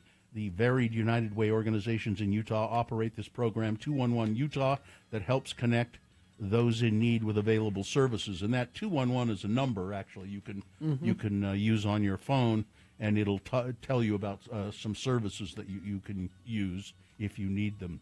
A fighter jet and a helicopter, based on the aircraft carrier USS Nimitz, both crashed into the South China Sea within 30 minutes of each other. Very strange. The Navy's Pacific Fleet said. The 3 crew members of the Seahawk helicopter were rescued on Sunday afternoon, and the 2 aviators in the Super Hornet fighter jet ejected and were recovered safely. And all 5 are safe and in stable condition. The causes of the 2 crashes, again, within about 30 minutes of each other, are under investigation. Donald Trump, speaking to reporters aboard Air Force One, said maybe it was caused by bad fuel. What? Bad fuel. He's an idiot. No, it's the time-traveling is that what it is? Aircraft carrier, the Nimitz. Yeah, that's the one from the time travel movie, so maybe it was... Maybe that's what it time shifted. Could be, yeah. Let's see, what else do we have here? We have University of Utah has purchased a very amazing sculpture. It's the famous sculpture, Love is the sculpture, and it is iconic. It was done by, several of them done by mid-century artist Robert Indiana, and it's the word love, and it's kind of all scrunched together, and it's quite large. And they paid, what did they pay for that? It's 12 feet tall, 12 feet wide, and 3 feet deep. And they paid, the sculpture cost $4.5 million. Oh, there it is. Yeah. There's one in New York. Yeah. He did several of them. Well, there's going to be one on the University of Utah campus. And they're they're very cool looking. Why don't you just have the word woke instead? If I don't think Robert Indiana is still alive, but he probably would do them. Voter turnout tends to be much lower during off-year elections, and there's also something important you need to know about this election. Your ballot, if you are, I don't think I have anything to vote for, but there are areas that do. Your ballot needs to be in the hands of the county clerk by 8 p.m. next Tuesday, not just postmarked the day before. It has to be in the clerk's office. Oh, Carrie has a ballot You right have there. So you have somebody you're voting for, probably on the county level, something. City. Oh, Salt Lake City? No, Holiday. Holiday. Well, Carrie just put his Mill sticker. Creek. Hudson, show Carrie with his sticker on there. Did it? I don't want to wake you up, Hudson.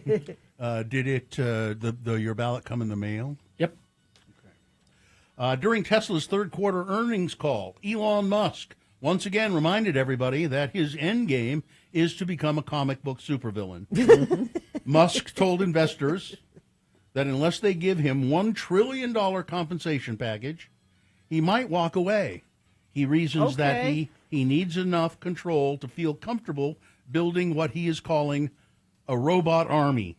Now, if I build this robot army, do I have at least a strong influence over this robot army?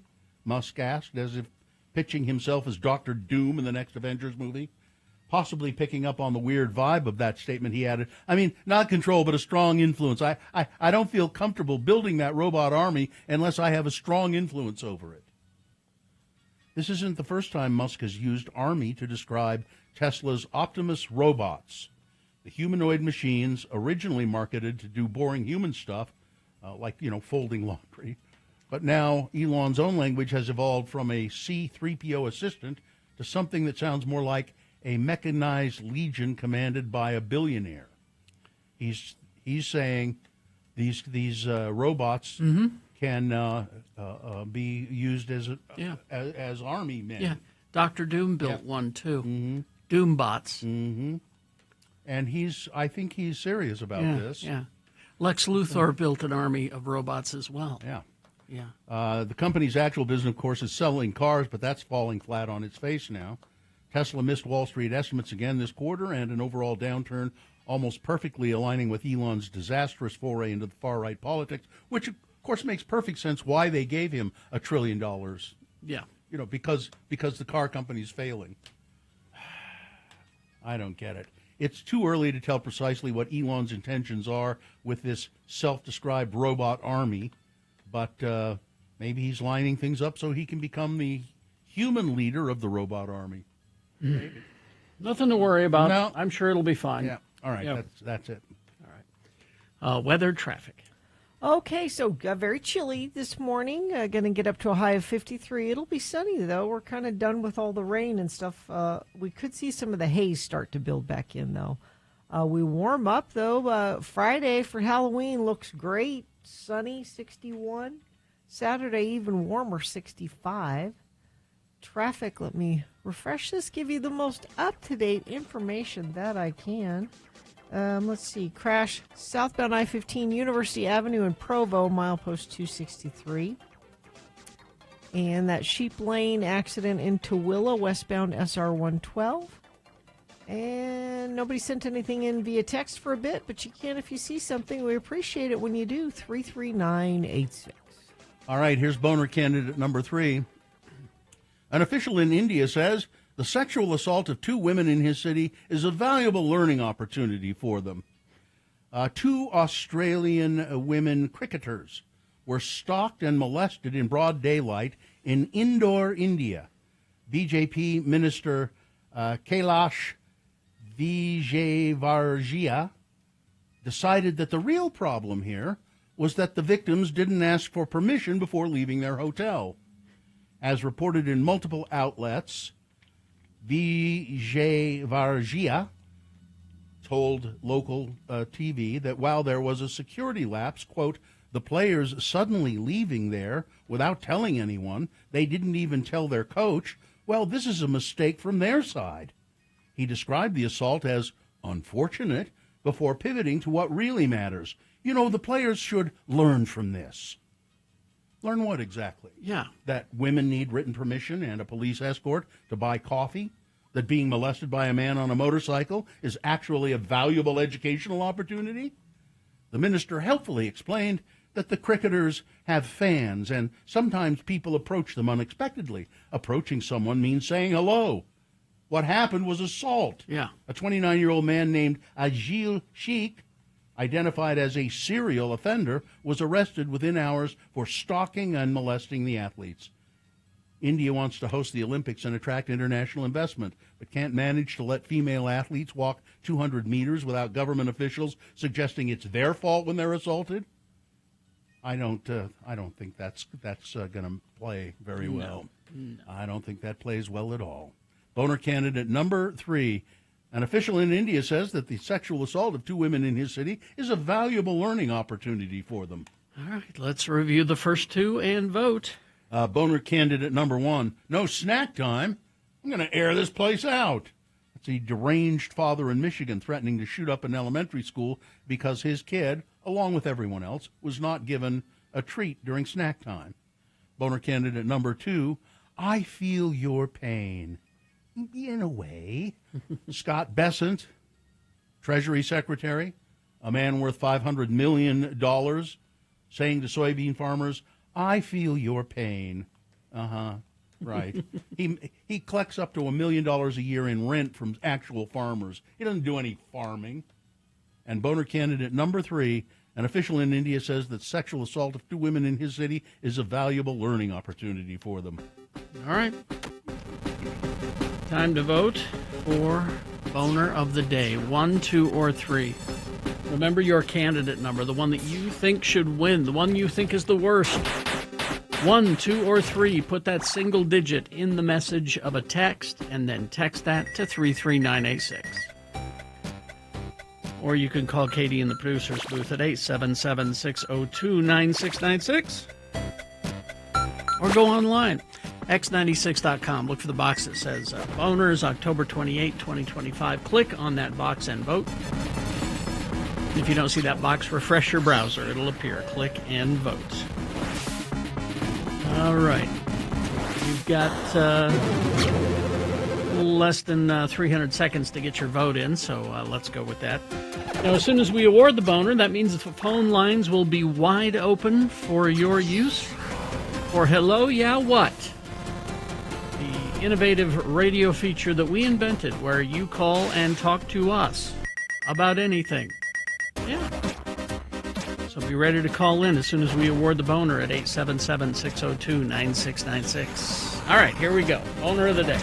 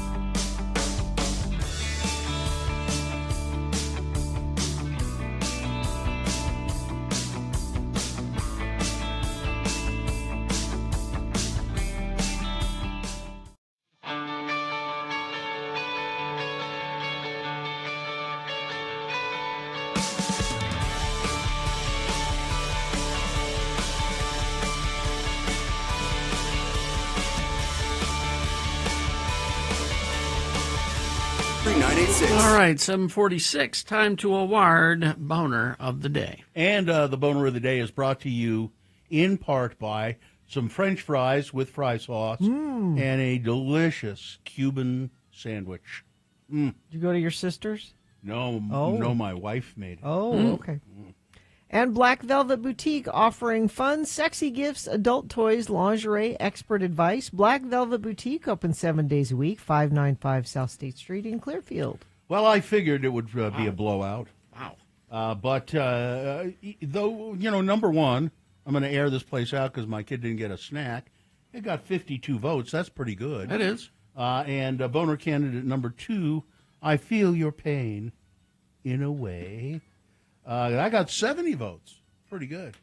But boner candidate number 3, that official in India, 233 votes, wins boner of the day. Good. I hope he learns a lesson. How about that?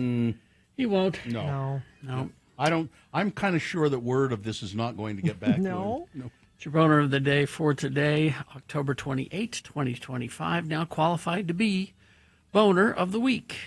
Hello, yeah, what? 877-602-9696. Right this minute, you can call that number and talk to us about whatever you like. Anything. Hello, yeah, what?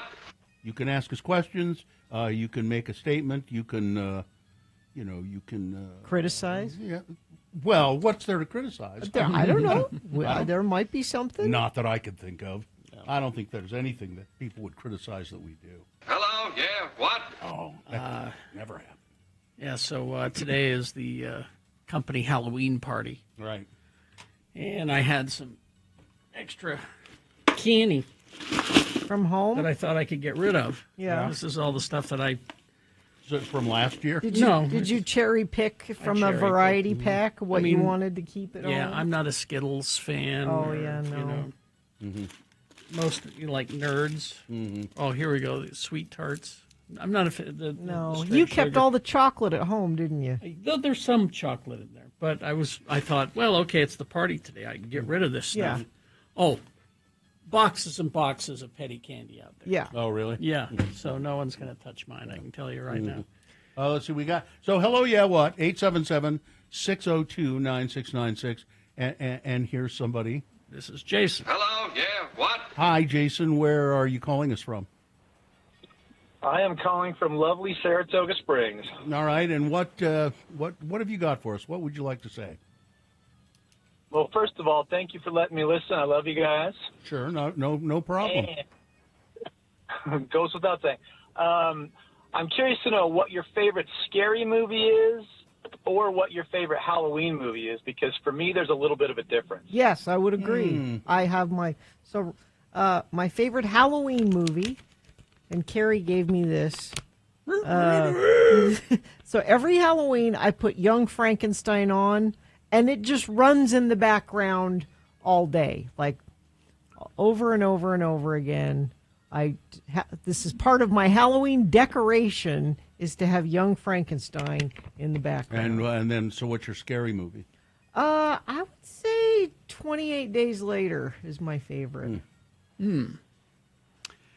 It's interesting the distinguishing between a Halloween movie and a scary movie. I'm still wrapping my head around that. I can't quite do it. How about you, though? Yeah. How about you, Jason? Well, so my favorite scary movie is The Shining. I love the tone. It's a great movie to watch overall. But my favorite Halloween movie, again, is Young Frankenstein. Can't beat it. Oh, you agree? Okay, yeah. Absolutely. Every October 1st, you flip it on, and like Gina said, it's in the background. We love it. So here's the question. Halloween movie, scary movie. Here's a bigger question. Is The Nightmare Before Christmas a Halloween movie or a Christmas movie? It's a Christmas movie.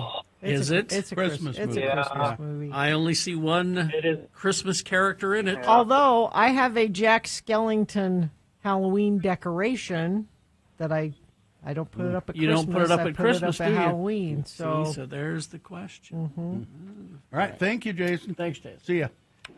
Jessica. Hi, Jessica. Jessica. Hello, yeah, what? Hi. Have you got a joke for us, Jessica? Yes, I do. Okay, go ahead. Why don't zombies like to eat ghosts? Why don't zombies like to eat ghosts? Yeah, Okay, I don't know. Why don't zombies like to eat ghosts? because they don't like sheep. Okay. I'll take it, Jessica. Okay, Jessica. All right. Thank All right. you. See ya. Okay, Sylvia. Hello, yeah, what? Oh, Sylvia. Hi. Hi. Where are you Hi. calling from? Milk Creek. Okay, what's up? So I had a dream last week, and it was like really disturbing. I had a dream that one of my closest brother who I'm closest to, died, so of course, yeah, and it was very vivid, and I woke up in a sweat, and it was one of those dreams. Yeah. So of course I go and Google like what it can possibly mean, like somebody dying. And it's supposed to represent that, like, I'm something in my subconscious is changing, like an outlook on life is changing. So I just, it's really freaked me out. But like the freakiest part is like I'm trying to figure out what in my life is about to change, or like what in my periphery is changing. So I just wanted to bring that up. Are you a federal worker? I do work for the government, but not the federal government. So I don't know. You know what, Sylvia? I take away from this. What? You should call your brother and say, "Hey, let's go to lunch." Well, first say, are you still alive? Yeah, he's still alive, and Okay. I saw him yesterday, and I didn't tell him I had a dream that he died, but I don't know. Have you guys ever dreamed about someone you Sure. know and you love who Yeah. died? And And then they die. And whenever I do that, they die. Stop! Well, don't say that. Oh no. Well, I don't know. I'm just gonna have to. I'm gonna wonder. I'm gonna be on the lookout for what's changing in my life. But It we'll could see. be a good I don't know, thing. just Could be kinda a cool. freaking It out. doesn't have to be a bad thing. Well, yeah, and that's what Google told me. Because we should listen to Google. But Always. Google said it is something. Usually, a positive change is coming. But it just. I had a dream the other night that Google died. Yeah. It was very strange. Well, right. that might be a good thing. I don't know. All right, Sylvia. Thank you. All right. See ya. All right, Thank you. thanks. Nothing's going to change. Shelley, hi. Shelley, hello. Hi. So the gentleman that called earlier talking about Halloween movies, Yeah. I was having this conversation with my sister. We both grew up in the 80s, and she was shocked that I had never seen The Lost Boys. And Oh. she's like, you have to watch it. Mm-hmm. You got to watch it for Halloween. And so it took me 2 days to watch it. I'm sorry. It took you 2 days to watch it. Why did it take you 2 days? I started it in the evening, Friday or Saturday, and the next morning I finished it. I just can't believe how bad movies. Yeah, it is. It's should pretty be, but it terrible. was But you have also to. so good. Here's the thing, though. When you saw it at the time, What?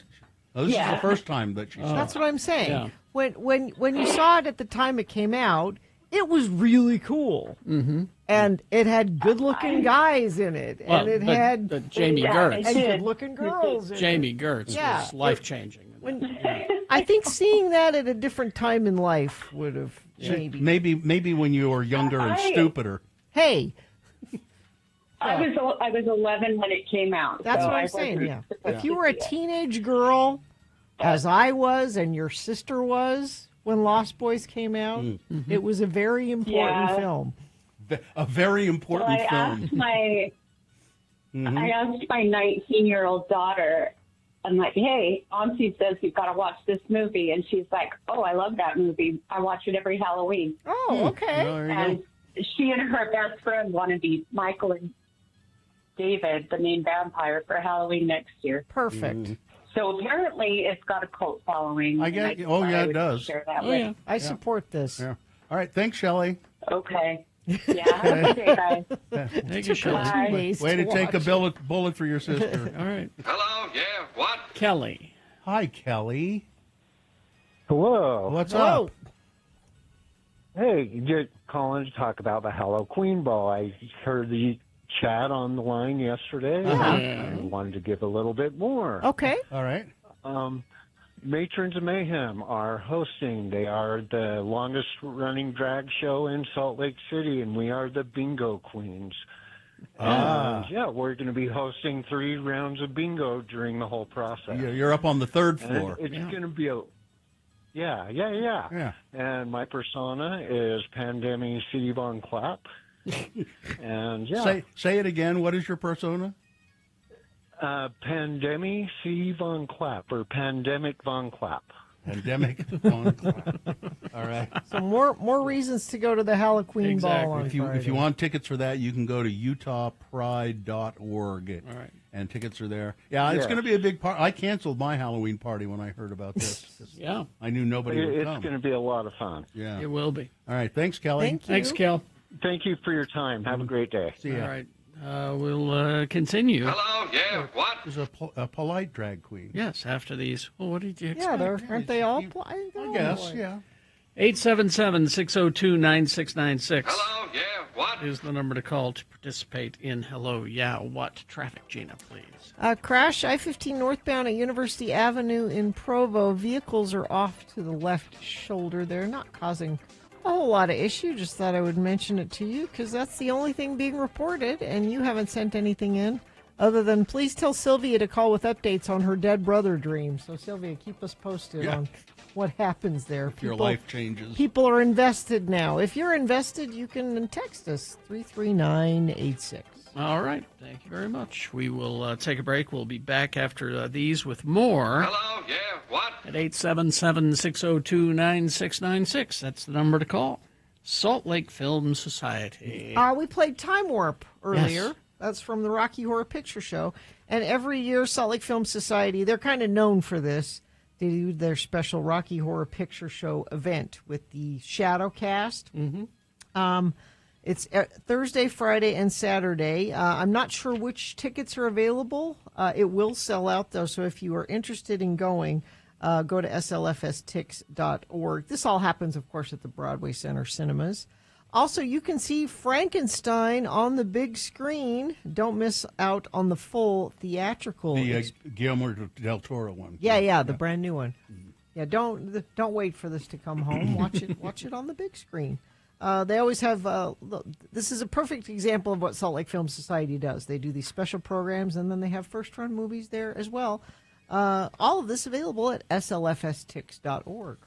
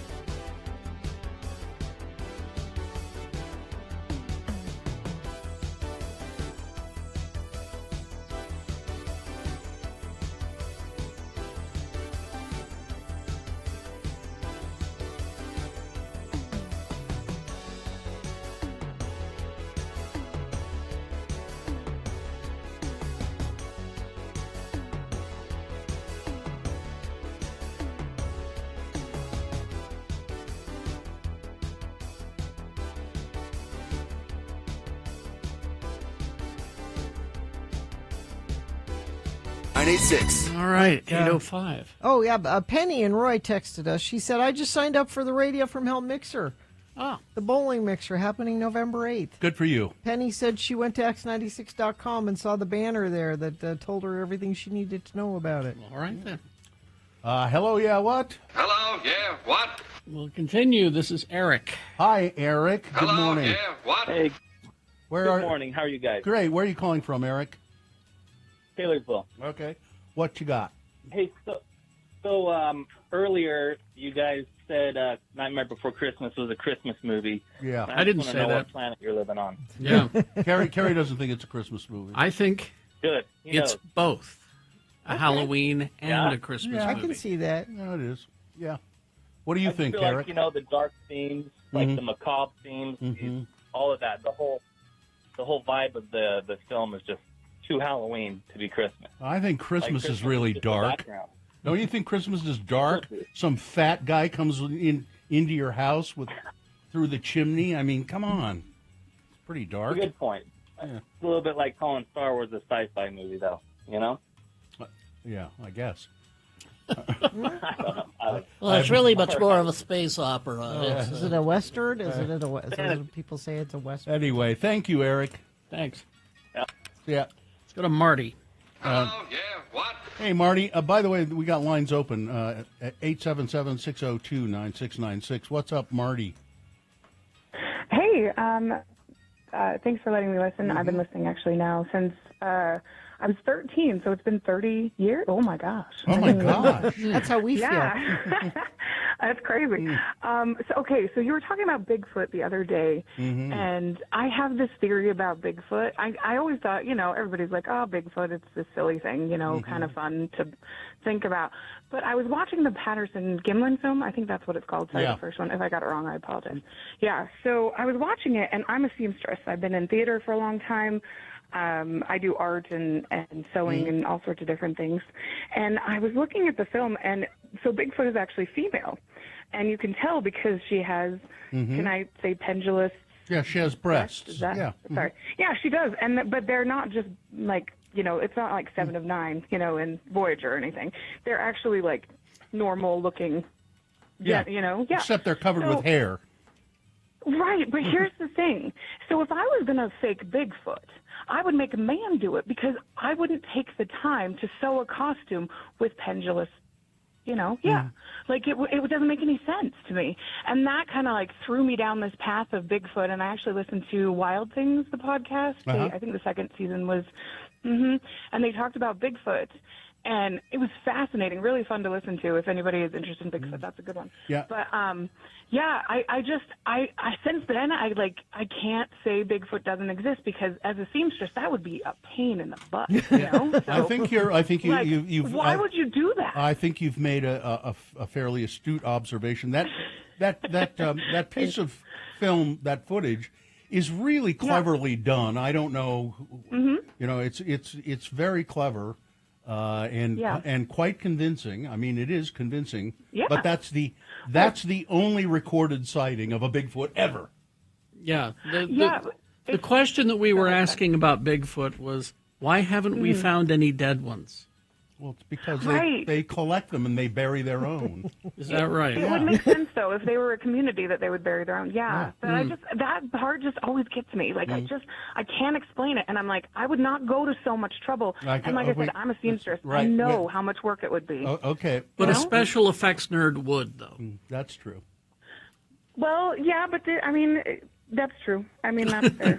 I've been to Comic-Con. Yeah. I All right. Just volunteered, because and, you wouldn't go to the trouble. Exactly. Somebody doesn't did. mean Somebody else would. wouldn't go to the trouble. Yeah. Thank you, That's Marty. true. I just think it's silly. Like you would just I would pick Yeah. a dude to do it. Okay. I All wouldn't. right. I wouldn't do that much. All right. Anyway. Thank you. Maybe it's Thank you. See you later. Marty, it's a fetish. All right. Mandy. Hello, yeah, what? Hi, Mandy. Hey, how are you all this morning? Just fine. What's going on? Not a whole lot, just chilling like a villain. I want to say thank you so much for the tickets that I won last Tuesday Mm-hmm. to go see Garbage later this week. Like, it's going to be like a blast from the past. That's for damn sure. Yeah. Yeah, Bill Frost said he saw Garbage when they came to Salt Lake in 1994. The first time. Oh my gosh! Back when I was 12. Yep. Yeah. What else you got for us, Marty? Yeah, and, not to beat a dead horse because I don't want to summon Frank back from his duties, but I was thinking about it as I'm chilling here in my Nightmare Before Christmas jammies. I got to ask Carrie. Yes. I got to ask Carrie, is Die Hard a Christmas movie or not? It's both. Both. Yeah. Okay, so it's a Christmas movie. Then what else is it? An action movie. It happens to be an action movie Okay. that happens to be set at It's Christmas both. time. Okay. Like, I was just confused for a second when you Right. said bolt. I Yeah. was like, It's wait, both. what is this other thing that I'm missing? Yeah. It's both a Christmas movie and a Halloween movie for Nightmare. I enjoy All it right. at Christmas time. Sure. Thanks, Mandy. Marty. Thank you. Have a Mandy. wonderful morning. Mandy? That's Mandy. It says Mandy here. Yeah. Let's go to Jed. Jed, good morning. Yeah, what? What's up? Good morning. I am chronically bad at figuring out Halloween costumes for Halloween parties, but my wife is not. My wife is going as a vampire, and I'm going with her. And I am supposedly supposed to be a vampire hunter, but now we're looking at less than 48 hours till this Halloween party, and I have nothing.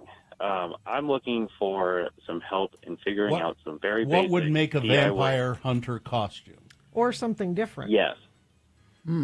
Or something different. I'm open to another suggestion. How about a Red Cross blood donation worker? Why don't you go as a victim drained of all your blood? Yeah. you know, what kind of vampire is she going to be? Is she a Dracula or Buffy or what? I think more like Buffy. She's a big Buffy fan. Oh. Huh. If you want to go as a vampire hunter, all you got to do is get yourself garlic, a mallet, a wooden stake, some garlic, and some bulbs of garlic. Yeah. And, that's all you need. That's all you need. Long leather jacket. Maybe make it a little Yeah. necklace of them or something. Yeah, exactly. Yeah. Easy. Okay. Yeah, and Will do. Stink the party out. Go ahead with all that garlic. Yeah. No, make it smell great. Get a bottle of holy water. Make sure it says holy water on it. You know. Oh, that's a good idea. There you go. Maybe put some liquor in it instead of holy water. There you go. Sure. Yeah. Well, that is holy water. It is. And and a toothbrush and some toothpaste and A toothbrush. Yeah. Well, yeah. Huh? Well, Okay. Thanks for the program, guys. Yeah. Love All right. listening. See you later. Why do vampire hunters need a toothbrush? Well, they have to brush their teeth. Vampire hunters need to have good dental hygiene. It's an important part of any costume. That's what I would do. I would do all of that stuff, and then I'd prominently have a toothbrush, and people would say, "What is that for?" And I'd say, well, "For brushing my teeth." I need to. It's important to have good dental hygiene. Hello, yeah, what? Traffic. Oh, okay. Let me refresh this and see. I was just enjoying Hello, Yeah, What, and not keeping updated on the traffic. Crash SR-112 in Tooele County has closed the road in both directions. Westbound shut down at Sheep Lane. Eastbound drivers diverted at Deseret Peak Complex. Use Erdaway as your alternate between Grantsville and Tooele City. Crash I-15 northbound at University Avenue in Provo. Vehicles are on the left shoulder there. And I think that's about it. Let me check our message stream. That's where Infiniteam assembles and lets us know what they're seeing out on the road. Traffic going eastbound in Harriman is terrible. Both 134 South and 126 South. Thank you for that. Text us what you're seeing, 33986. The X96 Gothic Halloween weekend starts Friday at 10 a.m. We'll feature a bunch of spooky Gothic Halloween or Halloween adjacent music for your Halloween weekend festivities. All right. Thank you very much. Beat Gina coming up after these messages and a song. Easy to play, easy to win the prize. What is the prize this time around? I have a concert announcement in conjunction with this prize announcement. Go ahead. Bad Omens. Oh. February 22nd at the Delta Center. Tickets go on sale this Friday, so this will be a win it before you can buy it if you want to call and play Beat Gina for Bad Omens tickets. Bad Omens tickets for Beat Gina, 877-602-9696. Call now. After some messages and a song, we will play the game, and you'll win those Bad Omens tickets. 877-602-9696. Right after these. Larson HVAC and Plumbing. Yeah, we were talking earlier about clients that we have that are on the show, and we use them and love them. And friends of the program have told us. We just got a text from somebody earlier. It's gone from our text line, but they said, "Hey, I call Larson HVAC and Plumbing when I have HVAC and plumbing needs because you guys told me about it, and they have done great work for me. They'll do great work for you. You're running out of time to enter to win." This brand new furnace that they're giving away, enter to win by October 31st. So you only got a couple days. So go right now to larsonhvac.com/X96. You can call them too, 801-930-5450. Have them come do a checkup of your furnace. This is a perfect time of year to do that. They'll also give a flush to your water heater, make sure that's running great. They're Rheem Pro certified partners. They've been to all of our homes, and they can be in your home getting it ready for winter. Don't forget, enter to win that furnace by October 31st at larsonhvac.com/X96.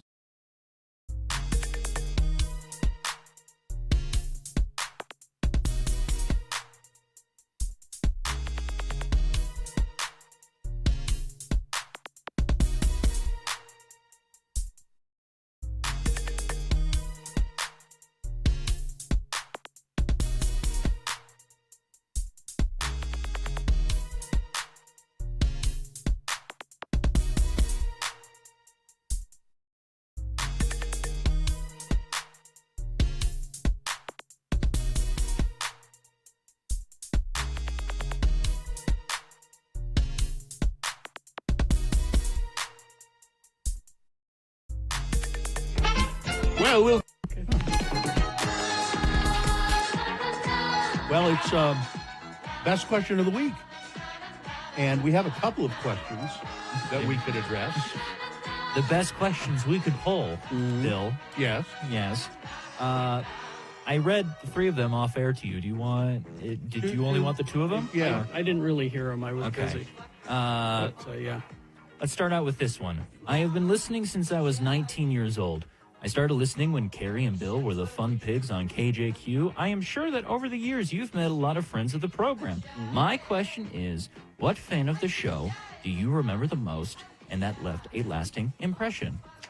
Well, I told the story yesterday, so I'll pick a different person, because there's another one. Oh, okay. But I mean, the story yesterday was the story about the guy who ended up. He's still in prison for murder. Yeah. But showing up at my birthday party, and it's before he was convicted. Before he was convicted of murder. Before he had murdered anybody. Before he had murdered presumably. anybody. But then he did murder somebody and then went and saw you. Yeah, he murdered somebody and then came. I didn't know he'd murdered somebody. Yeah. He came to a remote and then took off. Says, "Well, my friend and I were going to Las Vegas, and that's where he and his friend were arrested." Did he win any passes to anything? Did you give him a shirt or something? Oh, he got some stickers. Stickers. Okay, that's good. Yeah.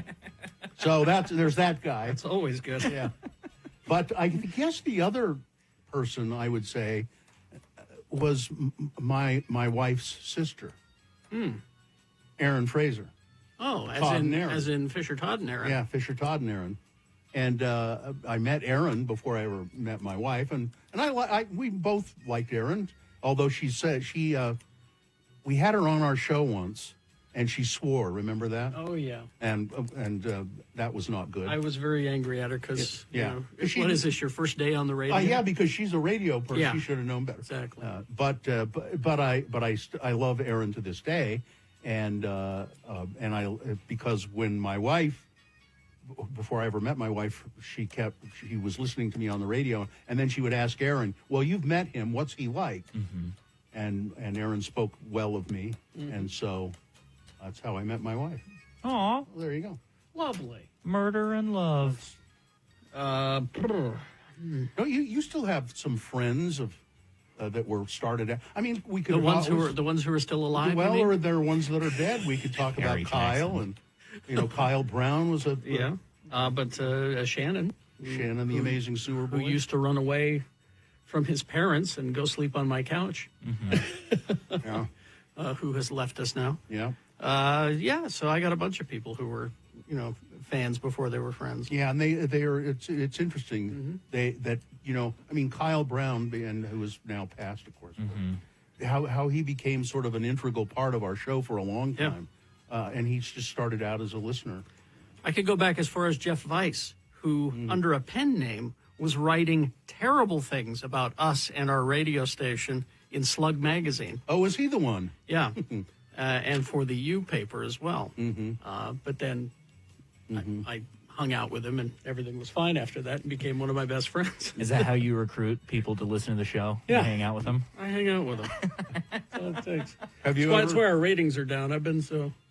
You're so busy. These days, You've been able to be social. Should we move on to the next? Sure. question? Anybody you want to mention memorable that you've met in your short career? I mean, I have some sentimental people as well that you guys have mentioned, Kyle Brown. But one that really stands out to me was, I forget her name, but she saw me at a remote and she said, wow, that mustache isn't as bad as you guys make it out to be on air. Oh, that's a lie. No, that was true. Of Zach all the was things that didn't happen. No, stop it. Stop it. Okay. All right. Let me add to the list. Yeah. Louise. I miss Louise. I miss the hippie happy homemaker. I was peeling vegetables the other day with the vegetable peeler that she gave us. And she said when she gave it to us, this is the last vegetable peeler you ever need, and I still have it. I was wondering whatever happened to Louise. I don't know where she is. I bet she's still just living in Bountiful. Oh. Do we have time? Yeah. Quickly. I'm going to read this verbatim, okay? What would be your death row last meal be? Death row requested last meal. Yeah. I don't know. I probably would request something light. How about something light? Yeah, something light. Maybe something light. A salad, maybe. Maybe a few Ritz crackers and some cottage cheese. Just something. I don't want anything heavy on my stomach. You don't want to burden anybody. Well, and I don't. In case I. I don't know. Chinese food. Great, good answer. Yeah, I suppose. So a bunch of grapes. I can't think of one thing. Yeah. It doesn't need to be the best thing you've ever had. All right, had. A fish taco combo from Lone Star. There you go. Okay. There Easy. We go. All right, that was pretty easy. Thank you very much. Okay, let's.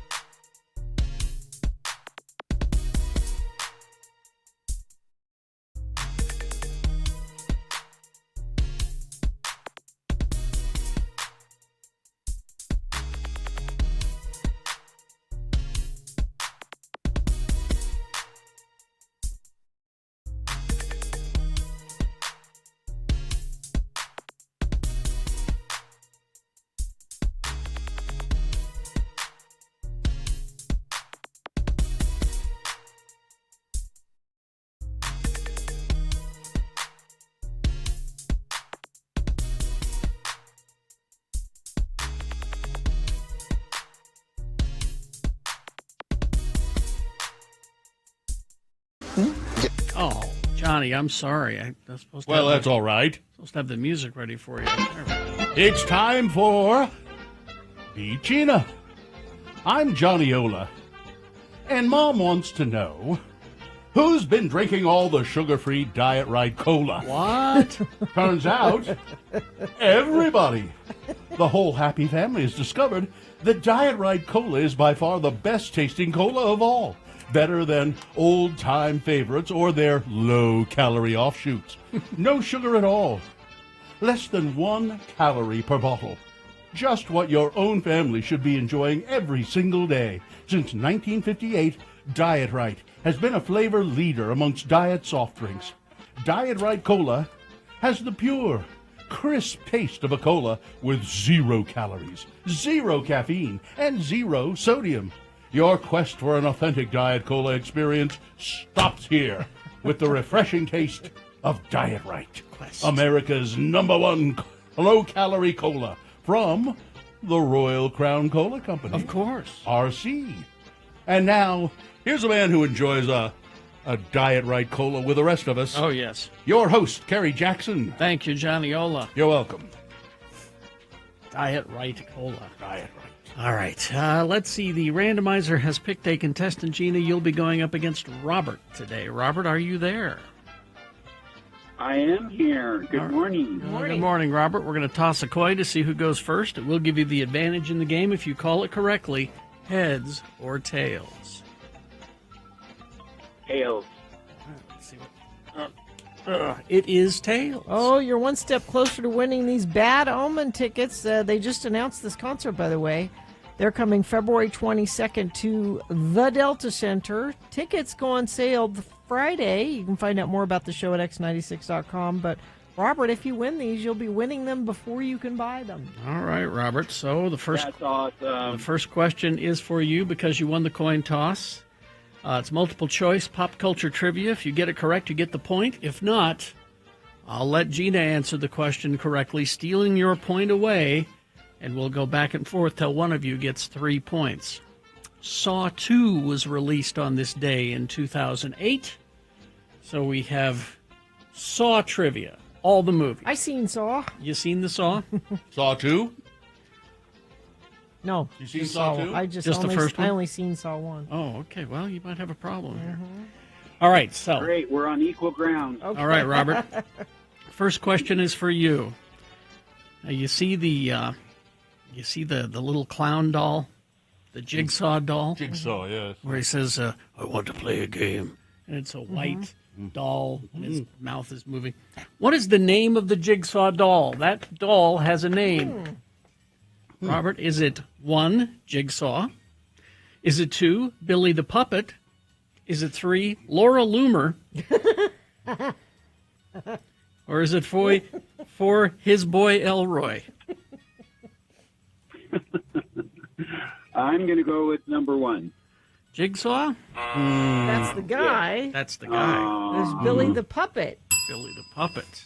I don't, I didn't know that. Yeah. Billy the Puppet. Yes. All right. That was a steal for Gina, I believe. And now Gina controls the question. She has a point. Gina, Yes. who was the final victim of the original Jigsaw John Kramer? Who Okay. was the final victim? Okay. Was it 1, Dr. Lawrence Gordon, who diagnosed John Kramer? Is it 2, his apprentice, Amanda Young? Is it 3, self-esteem? Or 4, Dr. Zayas? I think it's number 1. Oh, he was not the final. No. He did get around to him. That should give you a clue, Robert. Okay. Can you repeat the 3 left? Is it 2, his apprentice, Amanda Young? Is it 3, self-esteem? Or 4, Dr. Zayas? Oh, I don't know. I'm going to have to go with number 2. Well, That would be that's good. If you're going to guess, That's good. a good one. that would be an excellent choice. That's 1-1, and Robert controls the question now. All right, Robert. What is the most well-known saw trap that is also the only one that has been reused? All the traps are original except for this one. This one was used more than once. What is the most well-known saw trap? Is it 1, voting Republican? Is it 2, reverse mortgage? Is it 3, hacksaw? Or 4, reverse bear trap? Number 3. Hacksaw? Yeah. Nope. Oh, my gosh. It's a reverse bear trap. Reverse bear trap. Yep. It's 2-1, On the Haid. Gina's favor, and she controls the question. Gina? Yes. Gina, you said you've never seen the movie. Gina, when movies are sent to movie theaters, if they're like really popular movies, they will send them under a fake name. Yes. Saw, let's see, 4 was sent to theaters under what name? Okay. Is it 1, Angelfish? Is it 2, Oliver's Arrow? Is it 3, The Summer of George? Or 4, Group Hug? I want to see The Summer of George. I will go with number 2. Oliver's Arrow? No. No, that was actually Inception. Chance to tie here, Robert. I'm going to go with number 1. Angelfish is correct. Now, you should know, Gina. Summer of George was Spider-Man Homecoming, Oh, they actually did that? and That's- Group Hug was the Avengers. Oh, that's funny. Somebody used Summer of George? Somebody used I Summer of love George. it. All right, it's 2-2. Robert controls the question. This could be a winner for you, Robert. All right, Robert, let's see. Here we go. What medical condition does Jigsaw have? What medical condition does Jigsaw have? Is it 1, Obama derangement syndrome? Is it 2, avocado toast syndrome? Is it 3, chronic obstructive pulmonary disease? Or 4, brain cancer? I'm going to go with number 4. Brain cancer. And you win the game. Woo! There you go. Nicely done there, Robert. You've got tickets to see Bad Omens February 22nd at the Delta Center. Tickets go on sale this Friday. For more information, folks can go to x96.com. Now try and hold back on your celebrating while Katie tells you about your tickets there, Robert. All right, hang on the line. Listen, I've got to get home, take Mrs. Ola to her doctor's appointment. It takes months to get an appointment with Dr. Zayas. I'll say. All right, Big Boy News now, brought to you by... Brought to you by Laser Halloween is lighting up the night here. Thriller, Ghostbusters, and more in a bewitching show for all ages. Tickets are on sale at Clark Planetarium through Halloween. Don't miss this frightfully fun time. Thank you. Well, they're flying off the shelves. Members of the Church of Jesus Christ of Latter-day Saints are buying them. Just you can't keep them in stock. What? Sleeveless garments. The open sleeve garments are now available to women in Uganda. Some will form lines outside of store doors. Others will keep pressing refresh on their computers to make sure that they snatch up the long-awaited items before they sell out.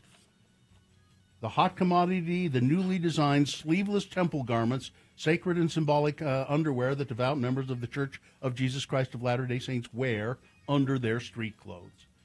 And on Tuesday, they finally went on sale everywhere in Utah and across the United States, in Deseret bookstores, at Latter-day Saint distribution centers, and on the church's online store. Online prices range from $3.25 to $4.50 a piece. A few new designs are listed as becoming available in the first quarter of next year. The Utah-based Faith, if you didn't know, confirmed almost exactly a year ago that the new designs for women and men were being tested in warm climates, including Uganda, Kenya, South Africa, and the Philippines, but would not be coming to the U.S. until the fourth quarter of 2025. They look more like tank tops than the current cap sleeve choices that you have. There's also a light one-piece slip-type option and skirt bottom for women who mostly wear dresses, as in Africa. Some American members, though, just couldn't wait. Many had summer temple weddings and wanted to wear sleeveless bridal gowns, so they found friends abroad to buy them and ship them back. They wanted them so badly.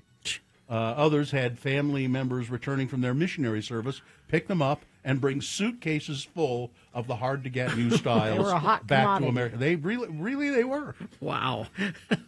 Were scalpers selling them? I don't know, but now they are pretty much readily available now. If I'd made this a boner candidate, it would have won. So we generally try to leave out stories like this from boner voting. A domesticated duck left in Utah County had to be put down over the weekend after it was found with a blow dart lodged in its head in what's being called a disturbing act of animal cruelty. The struggling duck was found by somebody walking by a pond in Spring Lake on on Saturday morning. I'm not sure where Spring Lake, Utah is. And reached out to Wasatch Wanderers Animal Rescue. After the animal rescue group located the duck, it was captured, taken to a veterinarian, where the decision was made to euthanize the animal due to the severity of its injuries. It's between Payson and Santaquin. Carrie, you should know where There you Spring go. Lake Yeah. is. Which included the dart nearly touching the duck's trachea. It was heartbreaking and completely unacceptable, said Adra Baloff, president of Wasatch Wanderers. This is not just animal cruelty, it's a crime. We're asking the community to help us protect the ducks that people have abandoned and to speak up if they see something like this happening. The group urges people not to release unwanted pet ducks or other domesticated animals into the wild. Police arrested a man on Sunday after he allegedly made a scene at an IHOP restaurant in Orem, including bomb threats, political ramblings, and throwing things out of his car. Eric Jonathan Paul Lackey was arrested on suspicion of having too many names and of 9 different offenses, ranging from threat of terrorism to driving under the influence of littering. Huh? No. Driving under the influence of littering. That's good. Driving under the influence and littering. And litter. Yeah. Customers and employees told police that Mr. Lackey pulled up to the IHOP parking lot, drove around in circles, parked across 2 spots and partially in the road, and then walked up to the restaurant, tore down a closed sign, started bothering customers and employees by talking about his political views. Oh, great. After being told to leave, they said he went out to his car and started throwing things out of it into the parking lot. Witnesses said he was shirtless and clearly drunk. When police arrived, they said Mr. Lackey was screaming and babbling about Charlie Kirk, Governor Cox, corrupt police. He said multiple times that he had a bomb in his car and would blow up the building and kill the officers. Officer said that he was taken into custody. He continued screaming, yelling loudly about inane things. They searched his vehicle. They found THC vapes. However, they did not state whether there were any explosives found. I think if they had been, they would have said. Lackey was booked into Utah County Jail. A jury has ordered the Utah Inland Port Authority to pay more than $4 million to a company that it once awarded a controversial no-bid contract, finding the agency broke its agreement. The October 7th verdict comes after a 2-year legal battle with Quay Chain Technologies, a logistics company that the state had picked to construct an extensive surveillance network that would have used artificial intelligence to monitor freight movement. The Port Authority canceled the agreement after Utah lawmakers restructured its leadership. The case was about accountability and fairness in government contracting, said Thaddeus Wendt, who is Quay Chain's, I think it's Keychain, Q-U-A-Y, but I believe it's Keychain. Keychain's trial attorney in a written statement. The jury's decision reaffirms that's when public entity enters into a contract, it has to keep its word just like everybody else. Officials with the Port Authority have asserted that the agreement with Keychain was unethical, and that the company did not deliver on its promises, and that the state had fairly paid the contractor for its work. But its executive director, Ben Hart, said the state is contemplating whether it will appeal. America does not have enough weapons for a major conflict. Uh-oh. That's what... Who says? That's according to Christopher Leonard, the author of... Oh, no, that's the wrong one. See, on Monday morning, Memorial Randy Tejada arrived at a picket line outside Lockheed Martin's enormous missile factory in Orlando, Florida, joined 40 colleagues as they stood on a grassy median holding signs and waving at passing cars. The missile factory, which is right between Disney World and Universal Studios, which is weird, they say that they're on strike, and they're saying that the work is too slow. They're not making enough missiles. The Lockheed strike was a wave of labor unrest that swept America's military-industrial complex over the last year. 4,000 workers went on strike, nearly 1,000 of them for Lockheed Martin. And something's wrong on the assembly lines of America's arsenal. And we're running short of missiles. So, I mean, I don't think this should be in the news, actually, now that I think about it. Yeah, I'm still not quite sure who thinks we have a shortage. Well, it's because they know how many get normally produced, and they're not meeting those quotas. So that's why. A popular bakery with 3 locations across the Wasatch Front is shutting down. The Chubby Baker. Oh no! Oh no! I like Chubby Baker. They announced on Sunday that they plan to close all 3 of their locations on November 9th. Oh. Citing rising costs of goods, payroll, and many other expenses and family obligations. Just said they can't do it anymore. You got a week or so more to go there. Yep. And finally, this story. A squirrel named Chunkosaurus rex. Now, this... Oh. What? Finish the story. Has claimed victory in Texas Parks and Wildlife's inaugural Fat Squirrel Week competition. See? The contest, modeled after the Katmai National Park's annual Fat Bear Week, sought to identify the state's fattest squirrel through bracket-style voting on social media. Chunkosaurus rex, who wears a crown. Well, he's the king. From Dinosaur Valley in Glen Rose, defeated Chunk Norris from Fort Richardson State Park. Nobody defeats Chunk Norris. Hey, he's a loser. 2 other finalists, Nutella from Lake Mineral Wells State Park, and Stanley the Texas Tank from... Oh, I kind of like Stanley. They were eliminated earlier. Chunkosaurus is a fan favorite at Dinosaur Valley State Park. Chunkosaurus. Squirrel Week. See, I was just reading about this morning. Okay. I didn't realize... I thought that maybe the squirrel contest came before the bear contest. And I was getting a little upset because I thought, oh, sure, the bears get all the headlines and not the squirrels. This is a new thing. But this is a new thing. So, Do you have a resident squirrel these days, Kerry? Yes, skillet number 8. I have too many. I noticed that my voting district, I can pick up signs that say, slow down, we want to keep our squirrels alive. Yeah. And I want to put out signs that say, no, don't. Don't slow down. Don't slow down. Up. Run over them. It's not nice, Bill. I know. I wouldn't what really. What are they doing to you? They're not doing anything to you. Oh. A guy, is that the tank one that you found pictures of? Because, boy, that's a fat squirrel. Oh, should he have won? God, if that's Tank, he should have won. And Lord, Gina, to say that they're not doing anything, that's not true. They eat vegetables out of the garden. They ruin the apples in the apple tree. They take a big chunk out of the apple and then just leave it. They're jerks, and there are too many of them. Now, I obviously wouldn't go out of my way to run over a squirrel, but sports weather traffic.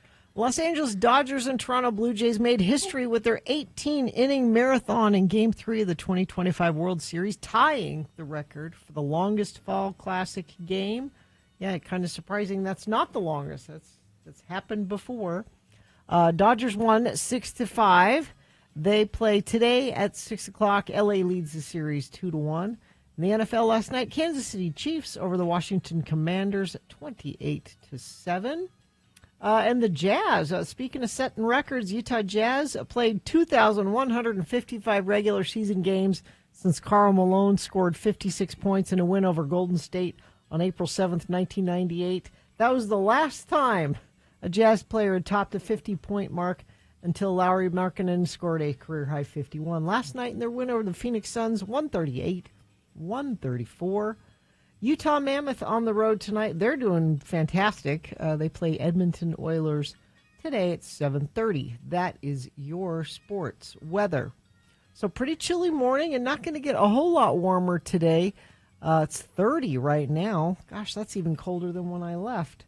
53 for a high today. It'll be sunny. A little bit of haze building in. That's the only negative I can see. Warming up, though. Tomorrow, 61. Friday for Halloween looks great. I don't think you'll need a parka. 61, mostly sunny. You know, Sunday is daylight saving time. That is true. High on Saturday of 65. Let's see. Traffic we have. Multi-vehicle crash, I-215 southbound at 7th North, blocking 2 right lanes in the right shoulder. Traffic's at a standstill, backed up to 2300 North. Crash, SR-112 in Tooele County has closed the road in both directions westbound. Shut down at Sheep Lane. Eastbound drivers will be diverted at the Deseret Peak Complex. You're going to want to use Erda Way as your alternate between Grantsville and Tooele. And whatever you're seeing, you can share it with us via text at 33986. Why spend stupid ticket prices for concerts when you can experience great live music for much less at Salt Lake's coolest, most intimate venues? Get spooky with the Dead Man's Dance Party at the Stateroom Friday, October 31st. Get tickets at thestateroompresents.com. Utah word of the day coming up after these messages. Stan.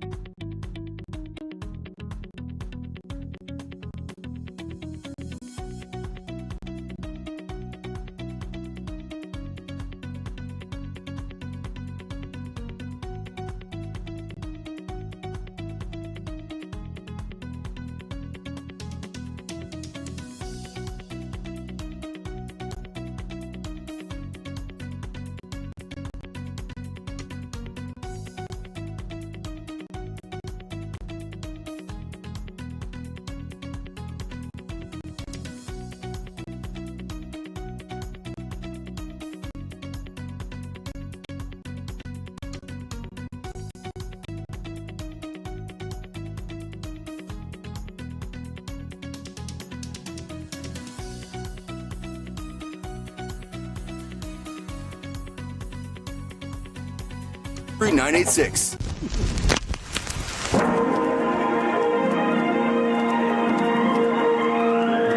It's often said that people of Utah speak a language all their own. It's a language that's often confusing and even incomprehensible to newcomers here in the Beehive State. So, Radio from Hell presents a handy guide to help everyone understand how the natives speak. It's the Utah word of the day, and today's word is... Itcher. I-T-C-H-E-R. Itcher.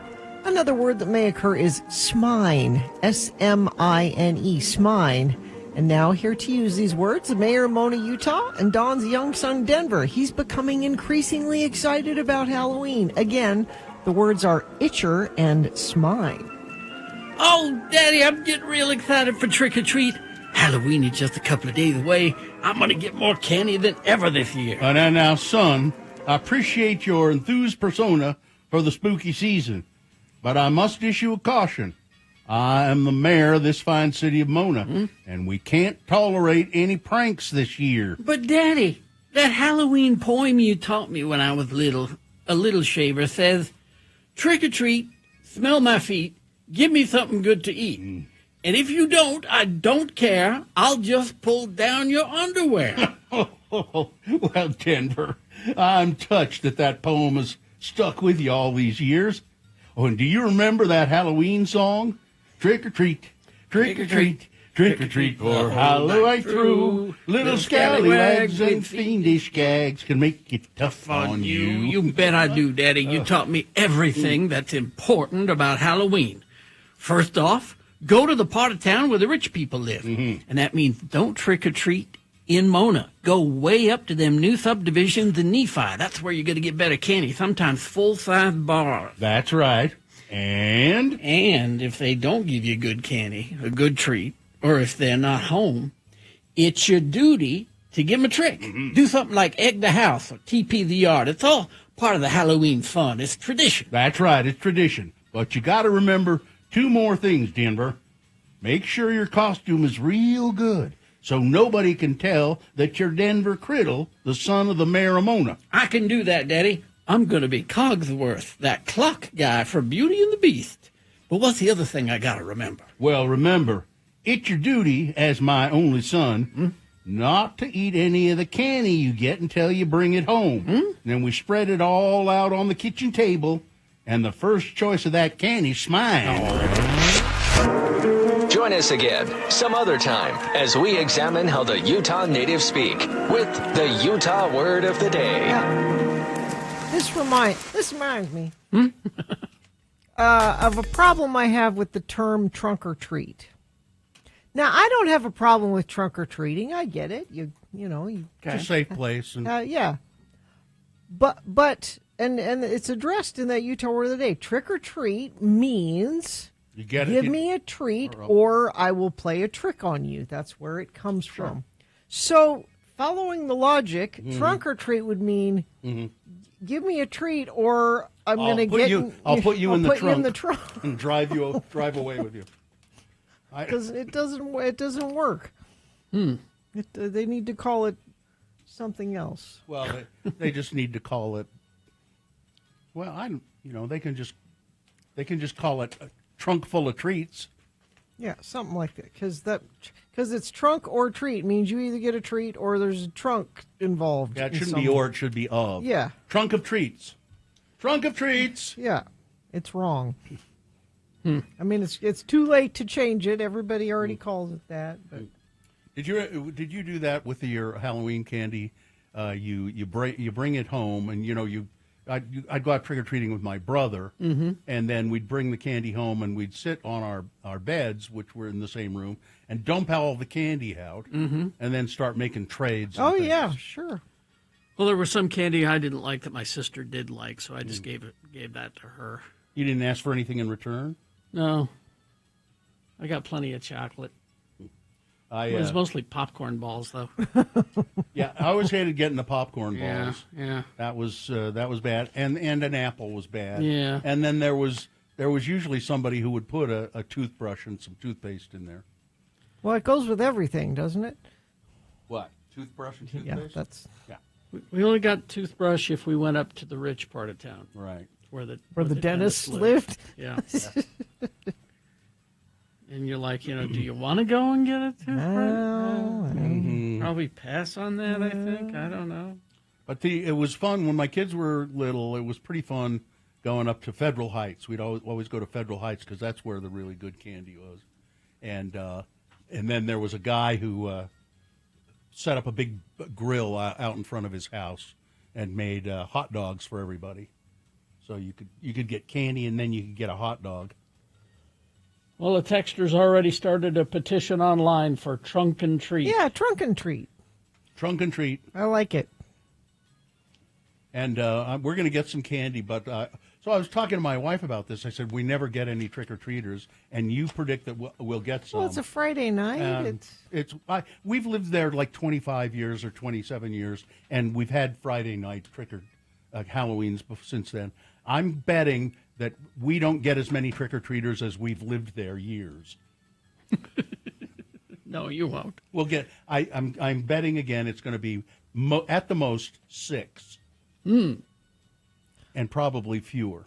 I will get 1 million trick-or-treaters. Well, that's because they know where you are. And yes, Texter, the show is so political. So political. Sorry. Yes, indeed. Sorry about that. Traffic, please. Well, traffic's now only using the left shoulder to get by a crash, west side belt. Traffic quickly backing toward Legacy Parkway. This due to a multi-vehicle crash, I-215 southbound at 7th North.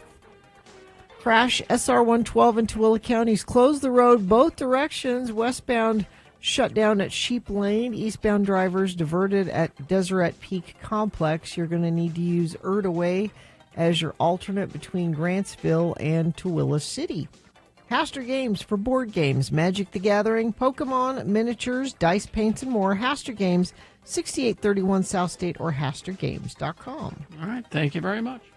Boner recap game coming up after these messages and a song. All you have to do is call and tell us who won the boner this morning. If you're listening, you know it was pretty lopsided. Yeah, I mean, there was a definite winner. Mm-hmm. But if you weren't listening and you were to look at the candidates, you would, I think, have a hard time deciding which one. So I would cheat if I were you. Go to x96.com, click on the box that says Boners, October 28, 2025, and it'll say winner next to the correct answer. And what is our prize? And we heard from a friend of the program earlier who was so thrilled and excited to be going to the Garbage Show on October 29th at the Complex. Could be their final headline tour, they're saying. Mm-hmm. We have a pair of tickets to give away to that. So tickets to see Garbage at 877-602-9696 after these messages and a song. All you got to do is play the Boner Recap game. Tell us who won the boner this morning, and you'll win those tickets. 877-602-9696.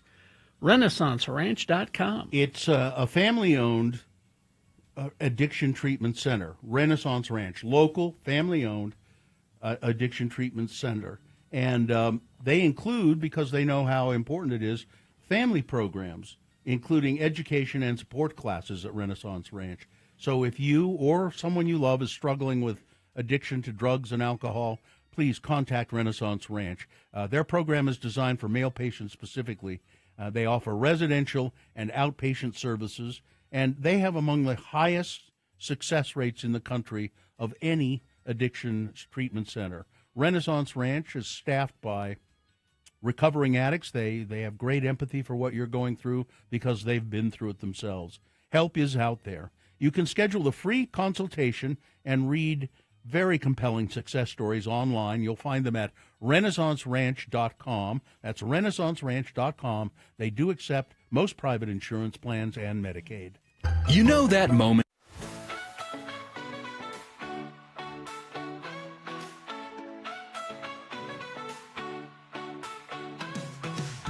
In the Fight Collective, we know how to have a good time. Come show. Colors, bright lights, all aglow. Watch and learn, my friend. Let's go.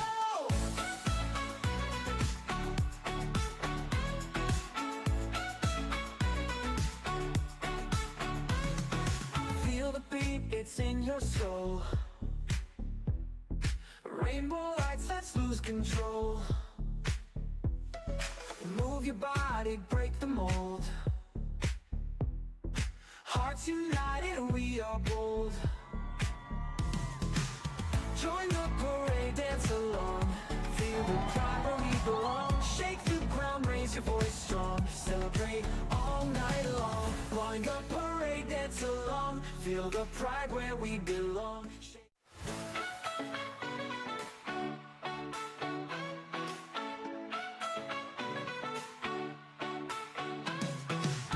In the Clyde Collective, we know how to have a good time, come show.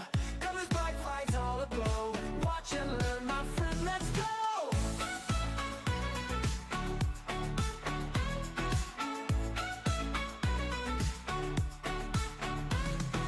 Feel the beat, it's in your soul. Rainbow lights, let's lose control. Move your body, break the mold. Hearts united, we are bold. Join the parade, dance along.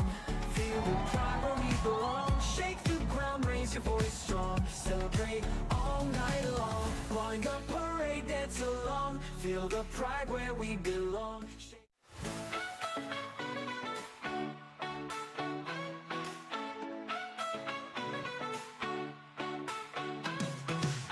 In the Clyde Collective, we know how to have a good time, come show.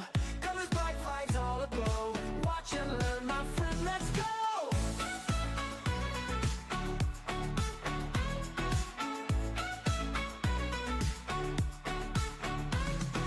Feel the beat, it's in your soul. Rainbow lights, let's lose control. Move your body, break the mold. Hearts united, we are bold. Join the parade, dance along.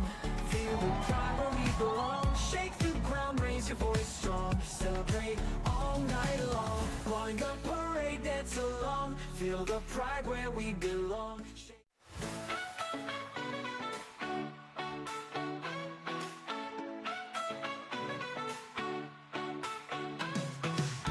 In the Clyde Collective, we know how to have a good time, come show. Colors, bright flags all aglow. Watch and learn, my friend, let's go!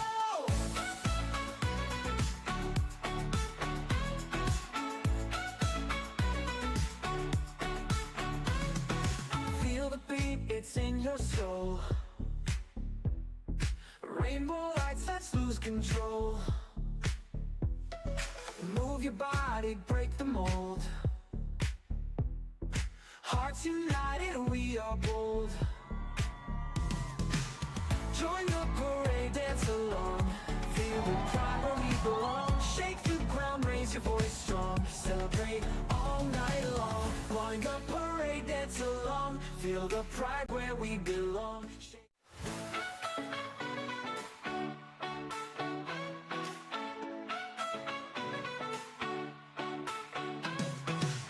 In the Clyde Collective, we know how to have a good time, come show. Colors, bright flags all aglow. Watch and learn, my friend, let's go!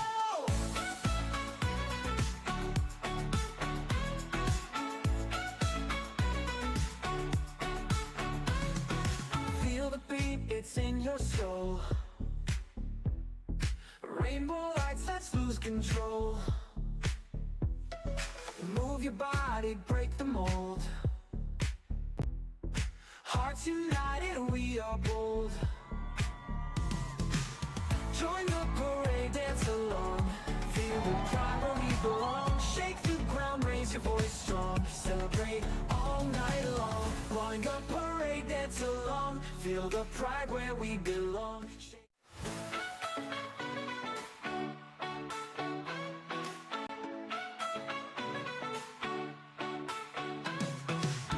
In the Clyde Collective, we know how to have a good time, come show.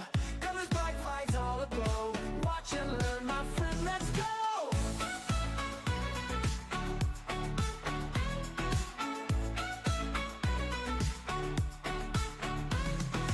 Feel the beat, it's in your soul. Rainbow lights, let's lose control. Move your body, break the mold. Hearts united, we are bold. Join the parade, dance along. Feel the pride where we belong. Shake the ground, raise your voice strong. Celebrate all night long. Join the parade, dance along. Feel the pride where we belong.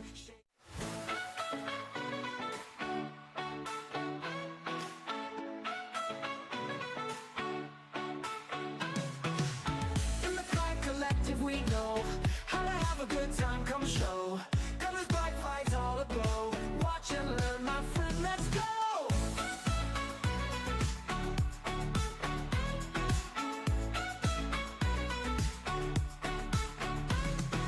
Feel the beat, it's in your soul. Rainbow lights, let's lose control. Move your body, break the mold.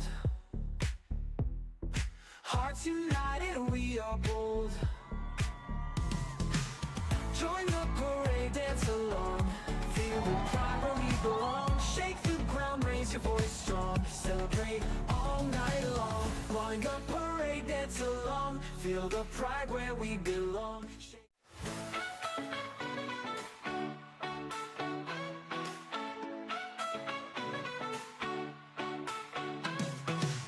In the Clyde Collective, we know how to have a good time. Come show. Colors, bright flags all aglow. Watch and learn, my friend. Let's go.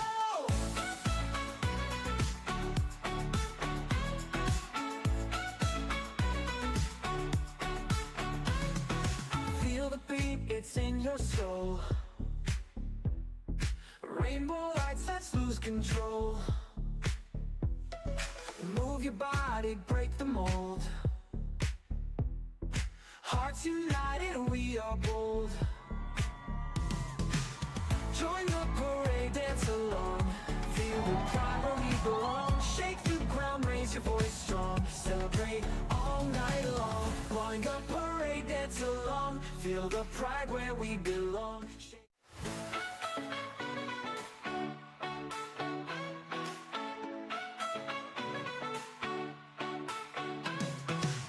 In the Clyde Collective, we know how to have a good time. Come show. Colors, bright flags all aglow. Watch and learn, my friend. Let's go.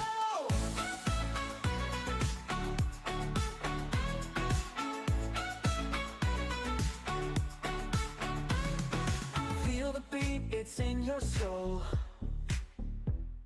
Rainbow lights, let's lose control. Move your body, break the mold. Hearts united, we are bold. Join the parade, dance along. Feel the pride where we belong. Shake the ground, raise your voice strong. Celebrate all night long. Join the parade, dance along. Feel the pride where we belong.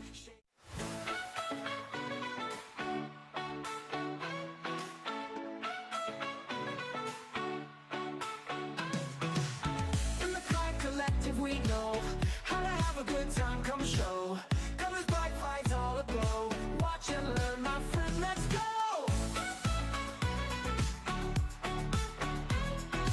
Will actually does want to be buried in a pet cemetery in Sunset. He does? Yeah.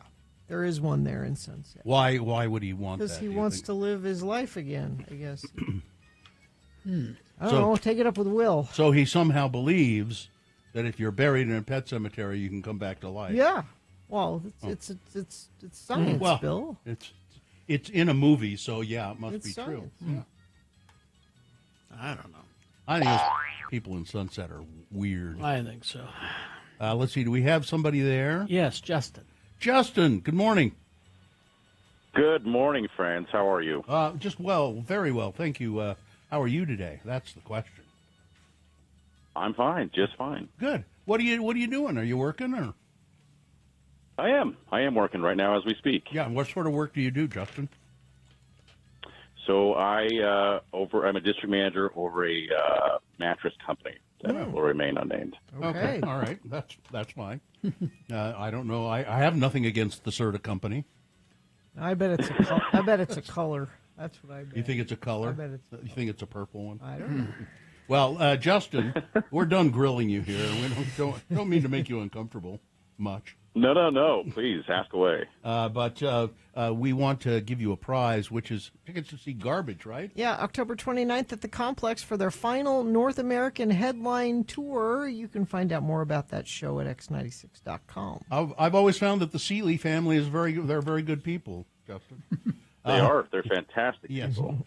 What we'll do here is I'll read these three boner candidates, and you tell me which one was the winner, and you'll get those Garbage tickets. Ready to go? I am. Let's go. Okay, number one, no snack time. I'm going to air this place out. There's a Michigan father.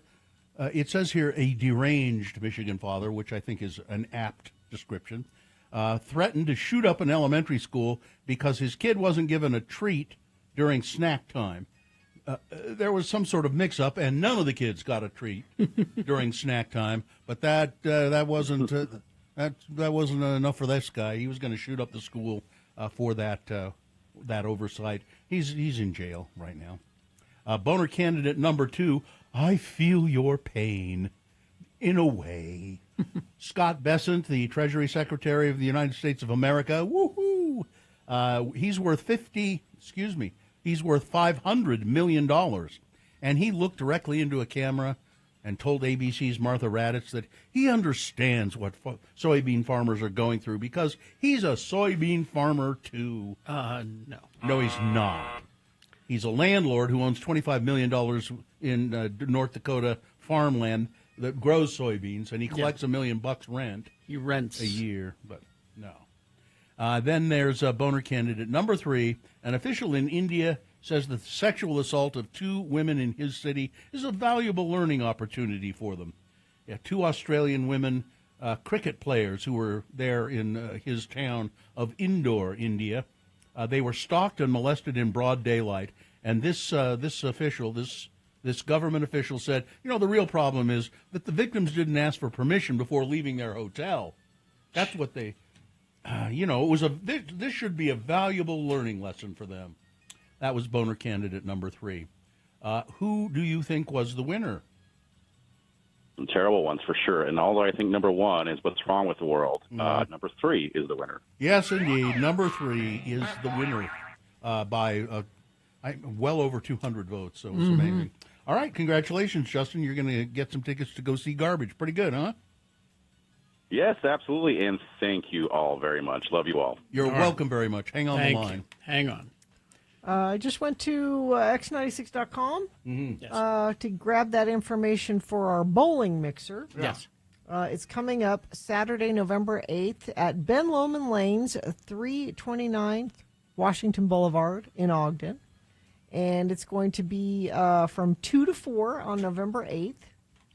And you need to call them to reserve your space. That's a Saturday, isn't it? Yes. Okay. 801-399-4464, Ben Lomond Lanes. They'll have 10 lanes reserved for our party. When you reserve your lane, $10 per person gets you 2 games with your shoes included, of course. Now, you can enter to win an entry to the bowling mixer if you go to x96.com. But for $10 a person, just buy some tickets and join us. We haven't done an event up in Ogden for a while. So. And I'm assuming that there are beverages and food available at the Ben Lomond Lanes. They say you can learn more by going to the Ben Lomond Lanes Facebook page, and I bet they have information about that there. All right. All right. Well, we will take a break. We'll be back in a few minutes. After that, we'll get some big boy news and opinioendo for you. All on the way. Stand by.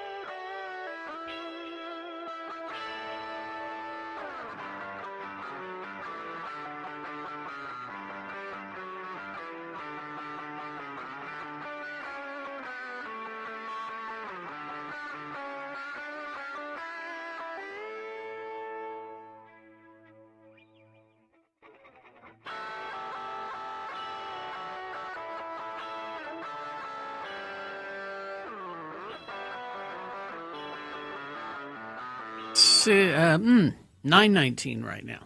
Time for Big Boy News and Opinioendo Leftover Edition, brought to you by X96 presents Bad Omens, February 22nd at the Delta Center. Tickets go on sale this Friday. Visit x96.com for more details. Well, in another continuation of the assault on science, Ken Paxton, the Republican Attorney General of Texas, that guy, has sued the makers of Tylenol, claiming that the companies hid the risks of the drug on brain development of children. No, you know what? This is a good thing. It is. Because Tylenol can, now in court, they're going to be able to show discovery that doesn't do that. The lawsuit is the latest fallout from Donald Trump's claim last month that use of Tylenol during pregnancy can cause autism. That link is unproven. Paxton filed the suit against Johnson & Johnson, which sold Tylenol for decades, and Kenvue, a spin-off company that has sold the drug since 2023. A Texas lawsuit claims that the companies knowingly withheld evidence from consumers about Tylenol's links to autism and attention deficit hyperactivity disorder. The suit also claims that Kenvue was created to shield Johnson & Johnson from liability over Tylenol. This lawsuit is the first by a state that seizes on Donald Trump's allegations that the use of acetaminophen products like Tylenol during pregnancy could cause neurodevelopmental disorders. The issue has been a long-standing concern among some followers of Robert F. Kennedy Jr., the nation's top health official. But the idea gained traction with Donald Trump's remarks. Kenvue has repeatedly defended Tylenol's safety and rejected Trump's claims about the drug's use during pregnancy and autism. Quote, "We will defend ourselves against this baseless claim, and we will respond per the legal process," said Melissa Witt, a spokeswoman for Kenvue. "We stand firmly with the global medical community that acknowledges the safety of acetaminophen and believe we will continue to be successful in litigation as these claims lack any legal merit and scientific support." Let's see. Elon Musk, now I didn't know he'd done this, launched something called Grokpedia as an alternative to woke Wikipedia. The billionaire so dislikes Wikipedia that he recently promised to make sure his own chatbot, Grok, doesn't link to it in giving answers to questions. But it surprises no one to find out that Grokpedia itself is significantly derived from Wikipedia, with hot-button articles rewritten to fit Musk's right-wing preferences. At the bottom of the page for the MacBook Air, for example, you can see this message. The content is the content is adapted from Wikipedia, licensed under Creative Commons Attribution Share-alike 4.0 license. In some cases, the cribbing goes even farther than the rewrite. I've also seen that a message on pages for the PlayStation 5 and the Lincoln Mark 8, and both of those pages are almost identical, word for word, line for line, to their Wikipedia counterparts. Of course, that's where it gets information. Even Grokpedia. All these things do is go out into the internet and collect things that have already been created, and they compile them and put them in a new pack. They're not creating this information. No. They're not researching things. They're going out and finding something that's already been done and bringing it back to you. That's all it is. Grokpedia it determined that it was going to be just like Wikipedia, but better. And it's just like Wikipedia. It copied Wikipedia. Yeah. It's copying Wikipedia because it's pretty hard to do what Wikipedia has done. Samsung has launched ads on their smart fridges. Oh no! I can't. I wouldn't. I would never buy anything like that. Yeah.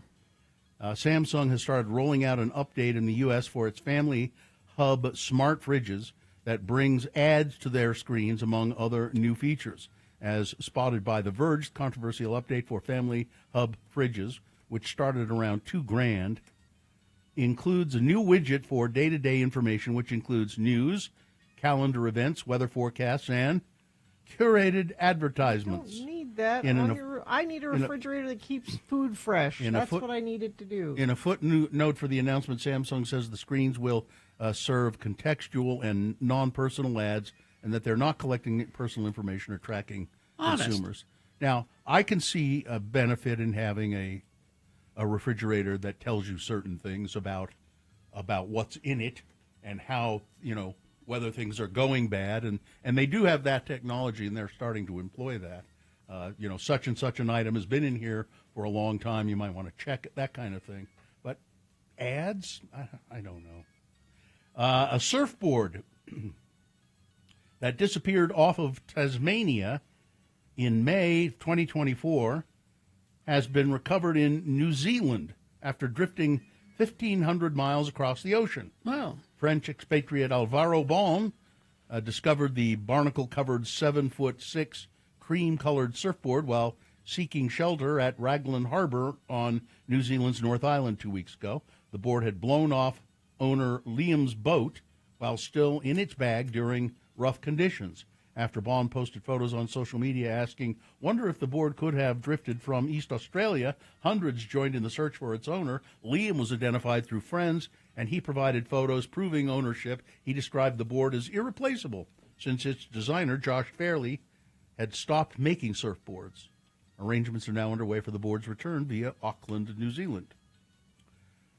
I don't know why that story was there. I have no idea. I just... Well, it's kind of cool. that I he guess, found it. yeah. And not only that he found it, but that he bothered to try to see who it belonged to. Because I think most people would just go, I found a surfboard and that I'll was, keep it. Yeah. Let's see. John Cena is making his final appearance on WWE Raw. The 48-year-old wrestler and actor confirmed the news, that revealing when and where his final WWE Raw appearance will be. "Thank you, Monday Night Raw, for allowing me to honor to stand in a WWE ring in Los Angeles, full jorts for the last time," John Cena said during the January 6th premiere of Raw on Netflix, which began his 2025 farewell tour. His final Raw appearance will be November 17th at Madison Square Garden in New York City. You know, we've got WWE here at the Delta This Center weekend. on Friday. Yeah. WWE Friday Night SmackDown. I don't know who's going to be there. Let me say this about John Cena. Yeah. Controversial take. Oh. Better actor than The Rock. Yeah, I think so, too.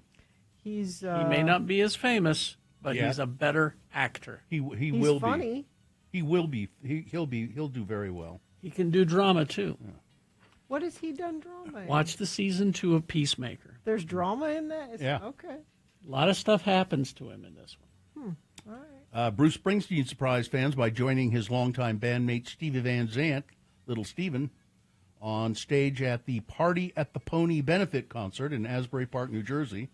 The two music legends joined the house band to perform Southside Johnny and the Asbury Jukes classic "I Don't Want to Go Home," Eddie Floyd's "Raise Your Hand," and they did Springsteen's 10th Avenue Freeze Out.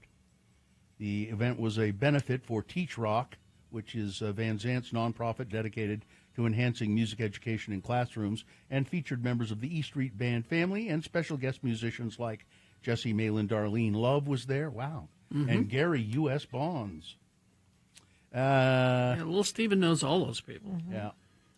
New Hampshire man is resuming dialysis after living with a gene-edited pig kidney for a record 271 days. Wow. Now, I assume that the pig kidney was in his body. Yeah. It says here he was living with it. Sounded like he had a relationship Yes, with it. This is my sit down here on the sofa next to my pig kidney.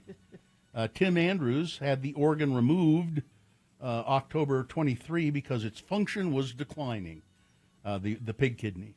That's according to Mass General. In a statement, his transplant team called Andrews a selfless medical pioneer and an inspiration to patients with kidney failure. His experience illustrates lessons researchers have learned with each experiment involving what's called xenotransplantation. The first attempts using pig organs gene-edited to be more human-like, 2 hearts, 2 kidneys, were short-lived. Then researchers began considering patients not nearly as sick as prior recipients. So they realized, well, these people are dying, but they were really, really sick anyway. You know, we transplanted them when they were really, so let's maybe do this to somebody who's not so sick. And yes, they were right. This guy was able to live with this pig kidney for, 271 days. But it did start to fail. More than 100,000 people, most needing kidneys, are on the U.S. transplant list, and thousands die waiting for a transplant. Surgeons in China are also pursuing this new field, reporting a pig kidney transplant last spring, and separately a transplanted pig liver that had to be removed after 38 days. So this guy, I guess he's, all in all, he's sort of okay, because he's going to be able to go back on dialysis. It was just an experiment. Yeah. All right. Weather. It's 34 right now, so still very cold. Only going to get up to 53 for a high. Then it'll be sunny. A little hazy. That's going to build in the next couple of days, it looks like. But we do get warmer.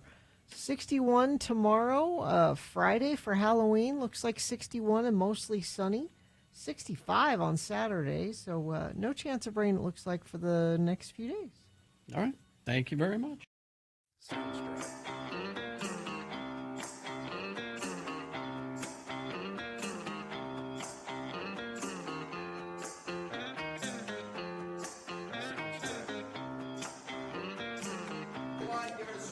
Please don't call this day drinking. This is refined. This is special.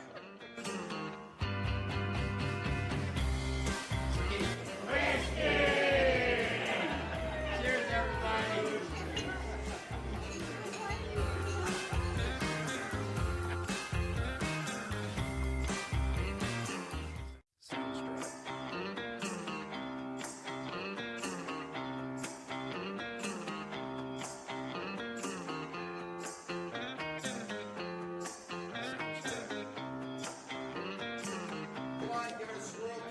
Please don't call this day drinking. This is refined. This is special.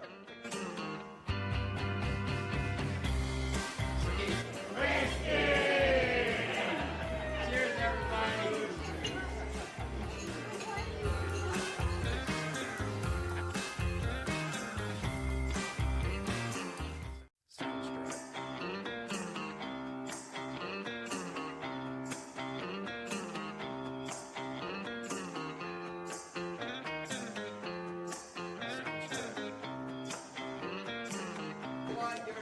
Please don't call this day drinking. This is refined. This is special.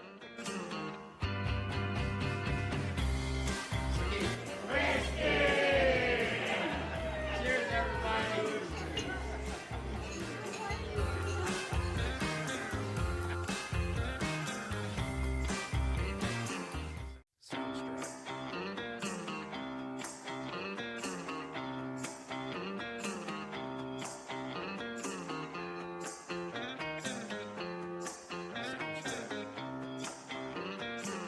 Please don't call this day drinking. This is refined. This is special.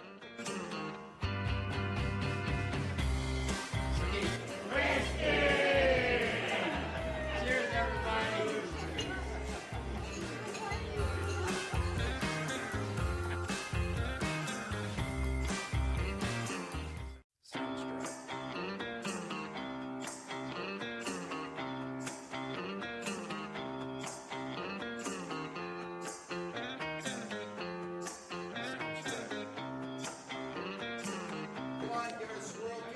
Please don't call this day drinking. This is refined. This is special.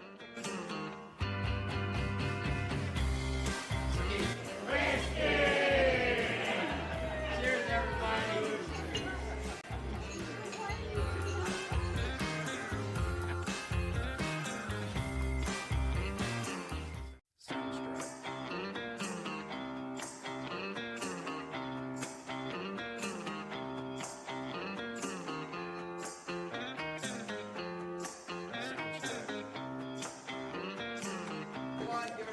Please don't call this day drinking. This is refined. This is special.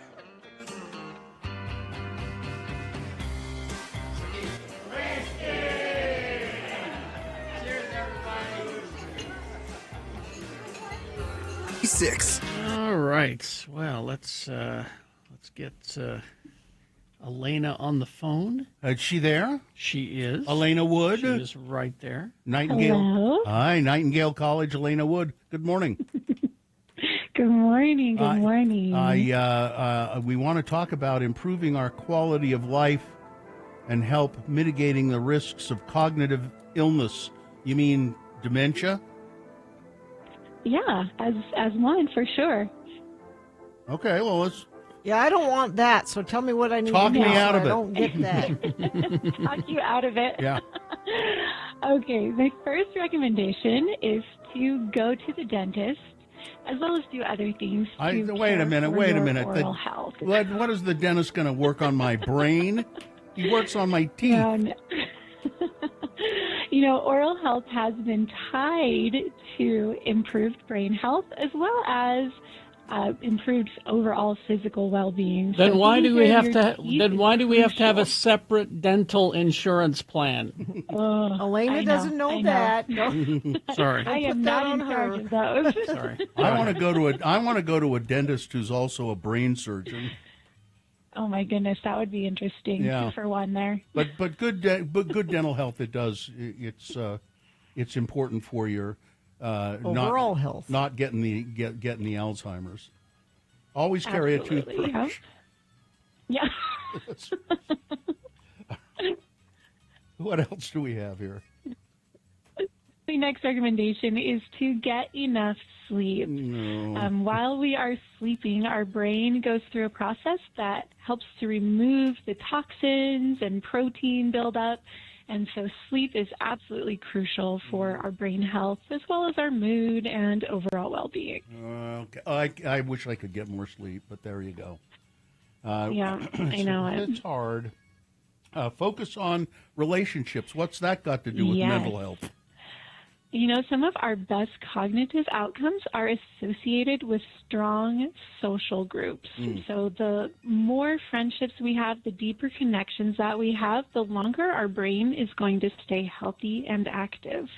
Yeah, I would suggest scouting. Like Boy Scouts? Boy Scouts and or Girl Scouts, another yeah. kind? Boy Scouts Yeah, and Girl yeah. Scouts. Do that. Those are good, strong Yeah. associations. Yeah, I loved my time in Girl Scouts for sure. Then focus on relationships. Yes. Like as in the Boy Scouts and the Girl Scouts.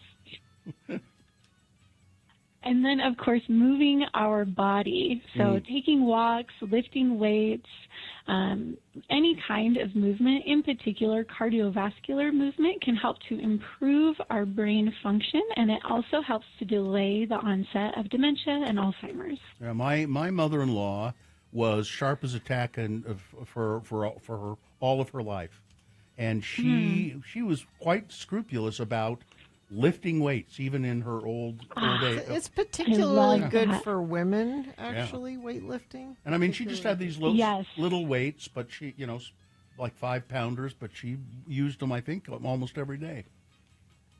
I love that. Yeah, every little bit helps. You don't have to be like Olympic powerlifting for it to have an impact. You can even just use your body weight. But if you are able, adding those extra weight can be really helpful too. You don't have to grunt to have it be successful. I grunt when I get up out of the chair, though. I know you do. I know. We all know you do, Gina. What's next?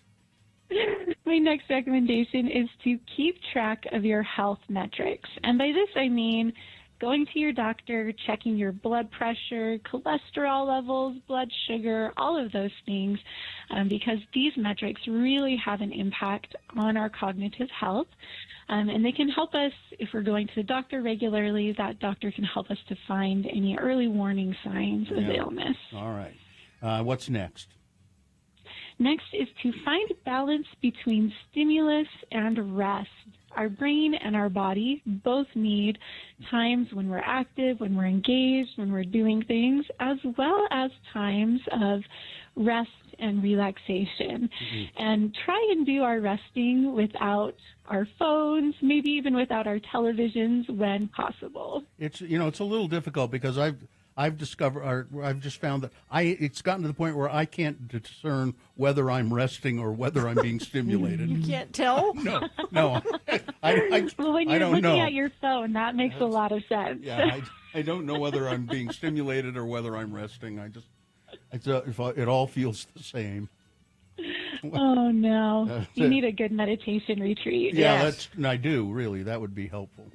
And then what's the next one? Finally, eat a balanced diet. So we need things like carbs and healthy fats to help keep our brain healthy. And one of those things, of course, is going to include like whole grains, fruits, vegetables, fish oils, things like that. I had fish for dinner last night. I had orange roughy. Hey. Orange roughy. And it's not orange. Nice. I don't know why they call it orange roughy. I think. Well, did you see it with its body on it? Yeah. No, you didn't. Is it orange? I believe Oh. so. Outside of it I is don't know. orange. It's like the color salmon, right? I know the skin has an orange It was kind of. prepared for me. I don't know what color. Anyway, Elena, I was doing the right thing having fish for dinner, right? And you know what? I'm proud of you. I'm Long always. distance high five. I'm going to be strong to the finish because I always eat my spinach. Ah, good. Yes. Yes, I that love will help spinach. for sure. Gotta see those big biceps pop out. Yeah, and then, you wish. And then, I do. And then what? And then what have we got? Oh, that's it. Eat a balanced diet. Those are the things, yeah. All right, okay. Yeah, so just try and find balance in your life overall. In dementia, people think of that as being older people, dementia or Alzheimer's, but it's happening in younger people. Yeah, it is. It is. It used to be more of an older age onset, and we're seeing younger and younger folks being afflicted with it. And, hopefully some of these things can kind of help stave that off. If you want to find out more about this, what do you do? You can learn more about this by visiting nightingale.edu. Thank you, Elena Wood, Nightingale College. Thank you. Thank you. Thank you. Have a good one. Bye. She's always so nice. Yeah. Yes. All right. Well, let's take a break. We will be back after these messages and a song. Crawling towards the exits. Stand by.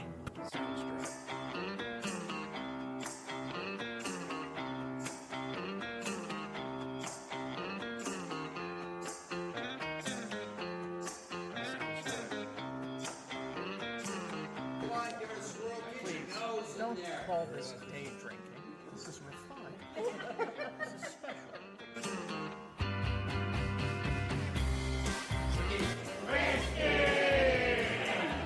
Cheers, everybody.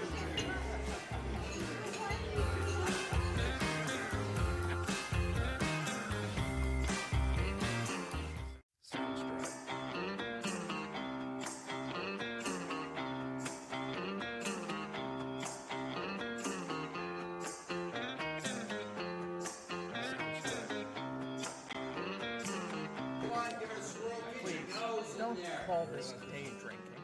This is refined. This is special.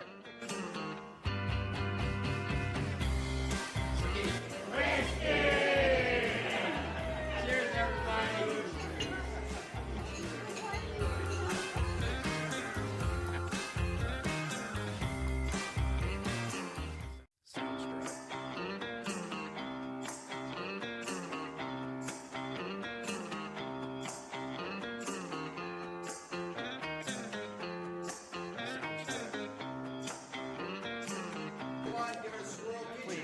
Don't call this day drinking. This is refined. This is special.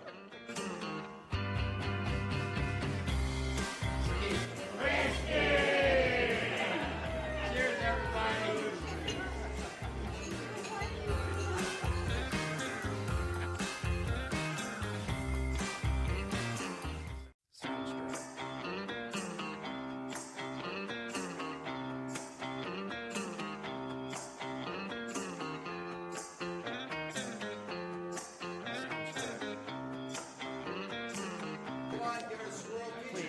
Don't call this day drinking.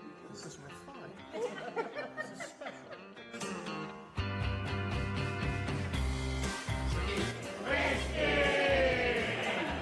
Cheers, everybody.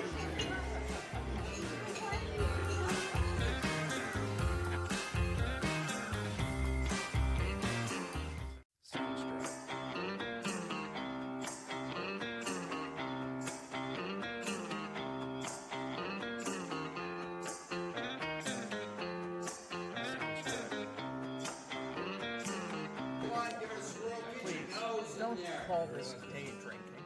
This is refined. This is special.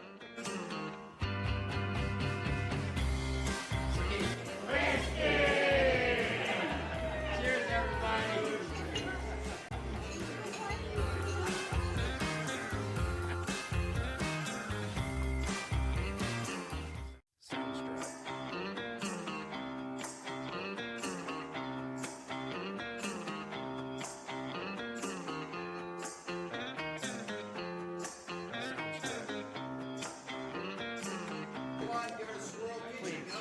Don't call this day drinking. This is refined. This is special.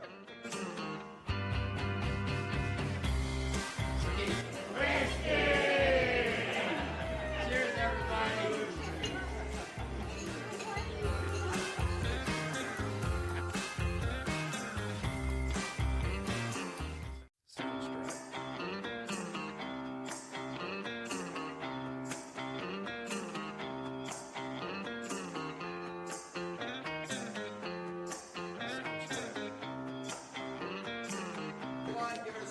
Please, don't call this day drinking. This is refined. This is special.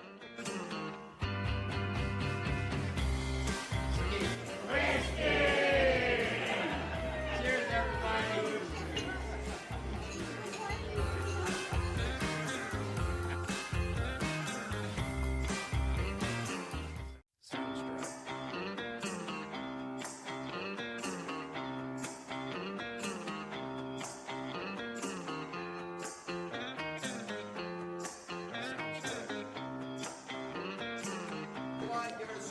Please, don't call this day drinking. This is refined. This is special.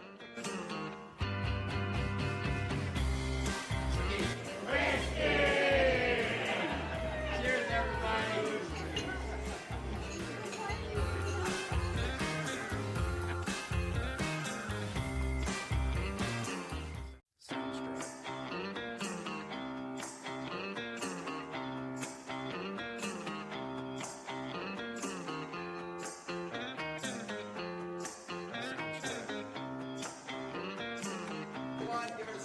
Please, don't call this day drinking.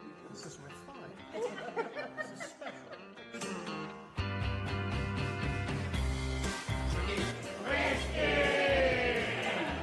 Cheers, everybody.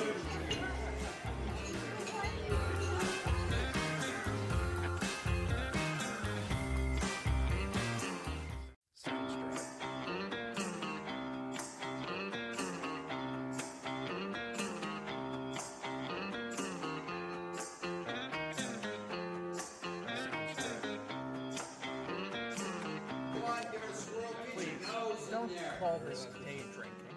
This is refined. This is special.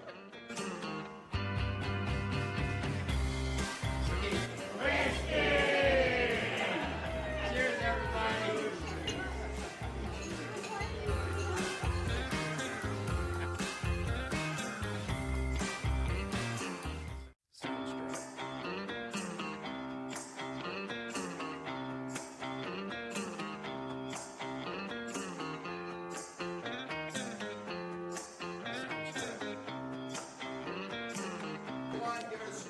Please, don't call this day drinking.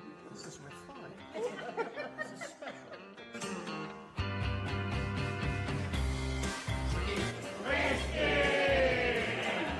Cheers, everybody.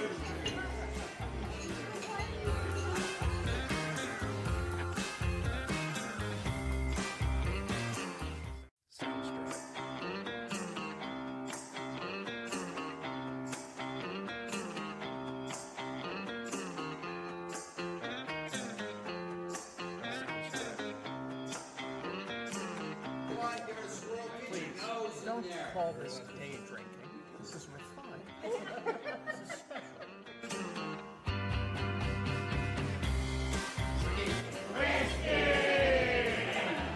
Cheers, everybody.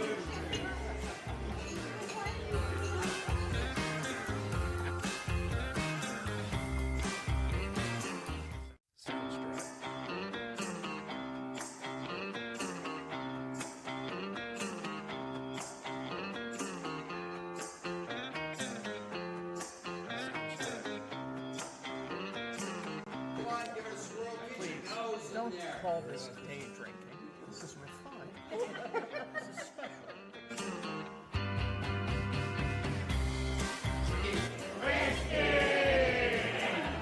Cheers, everybody.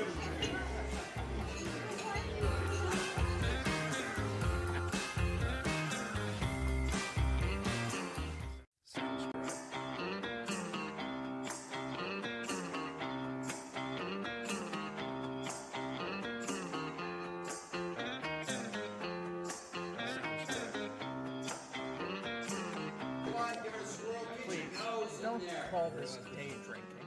This is refined. This is special.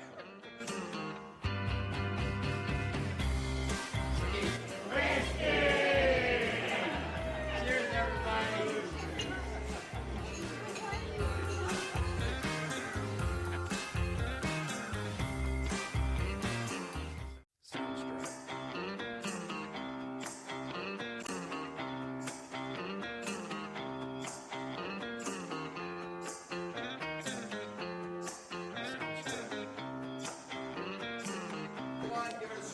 Please, don't call this day drinking. This is refined. This is special.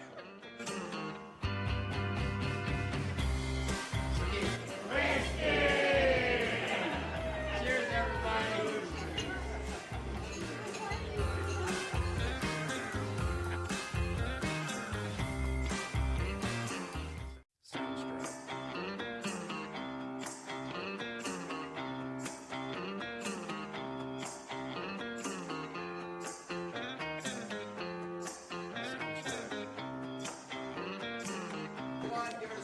Please, don't call this day drinking. This is refined. This is special.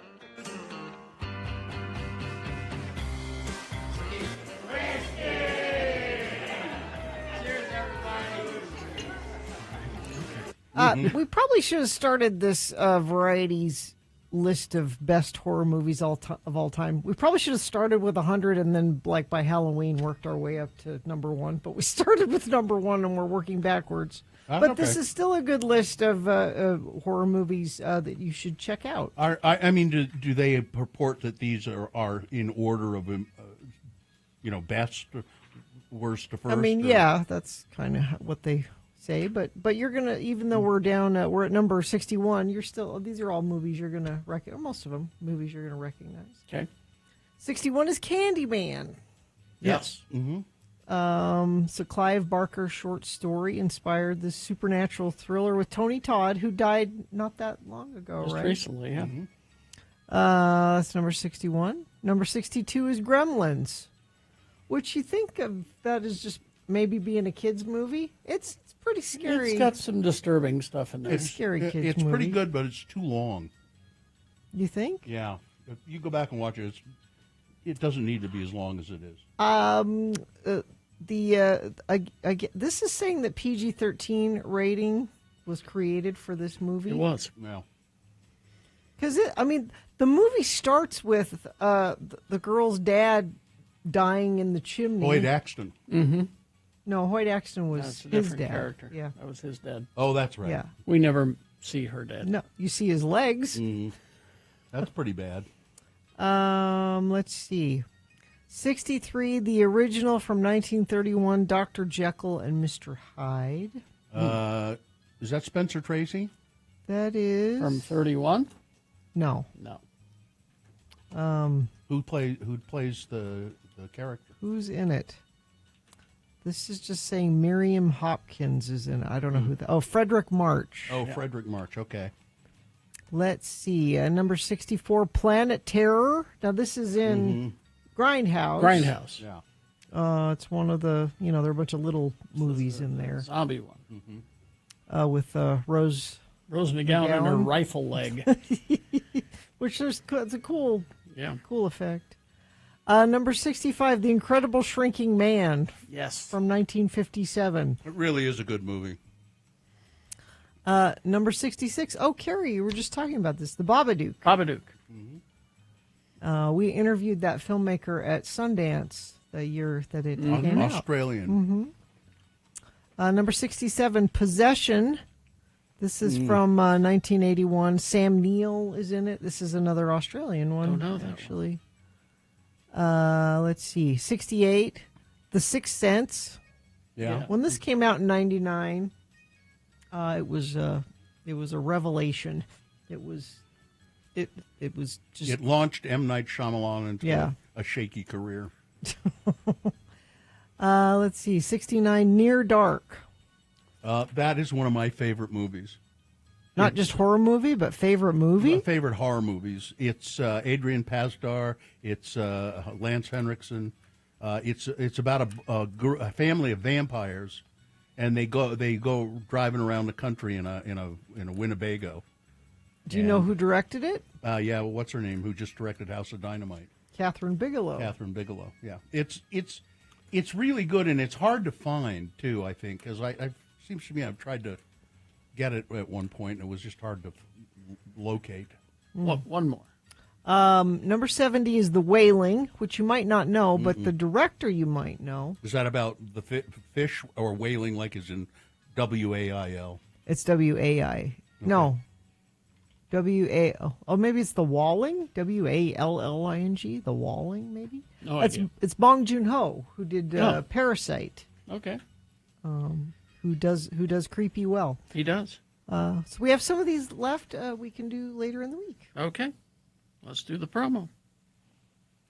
But now I have to see. Now I knew what Bill does when he's talking about something, and then he has to pull that up somewhere. I only have one screen, though. You don't have an excuse. You have two screens there. I guarantee you have a Halloween. Yeah, and one screen isn't doing you much good either, is it? I guarantee you have a Halloween-related thing that must go. I don't know if you can guarantee that. Your mouth is writing checks that this show cannot cash, Barberi. Help me, prove me. I am having a hard time today. Is that? I don't see that in the promo. Let's do this again. I guarantee you have a Halloween-related thing that must go. I don't know if you can guarantee that. Your mouth is writing checks that this show can't cash, Barberi. Help prove me right. Email your things that must go to radiofromhell@x96.com. Cashing checks and making things go away. Radio from Hell, Wednesday morning here on X96. Near Dark is on Netflix, apparently. Oh, is it? That's what Texter is saying. Last time I looked, it wasn't around. All right. Fine job as always, Katie. Live long and prosper, bitches. Don't you know who I am? I'm having a hard time. Nick is next.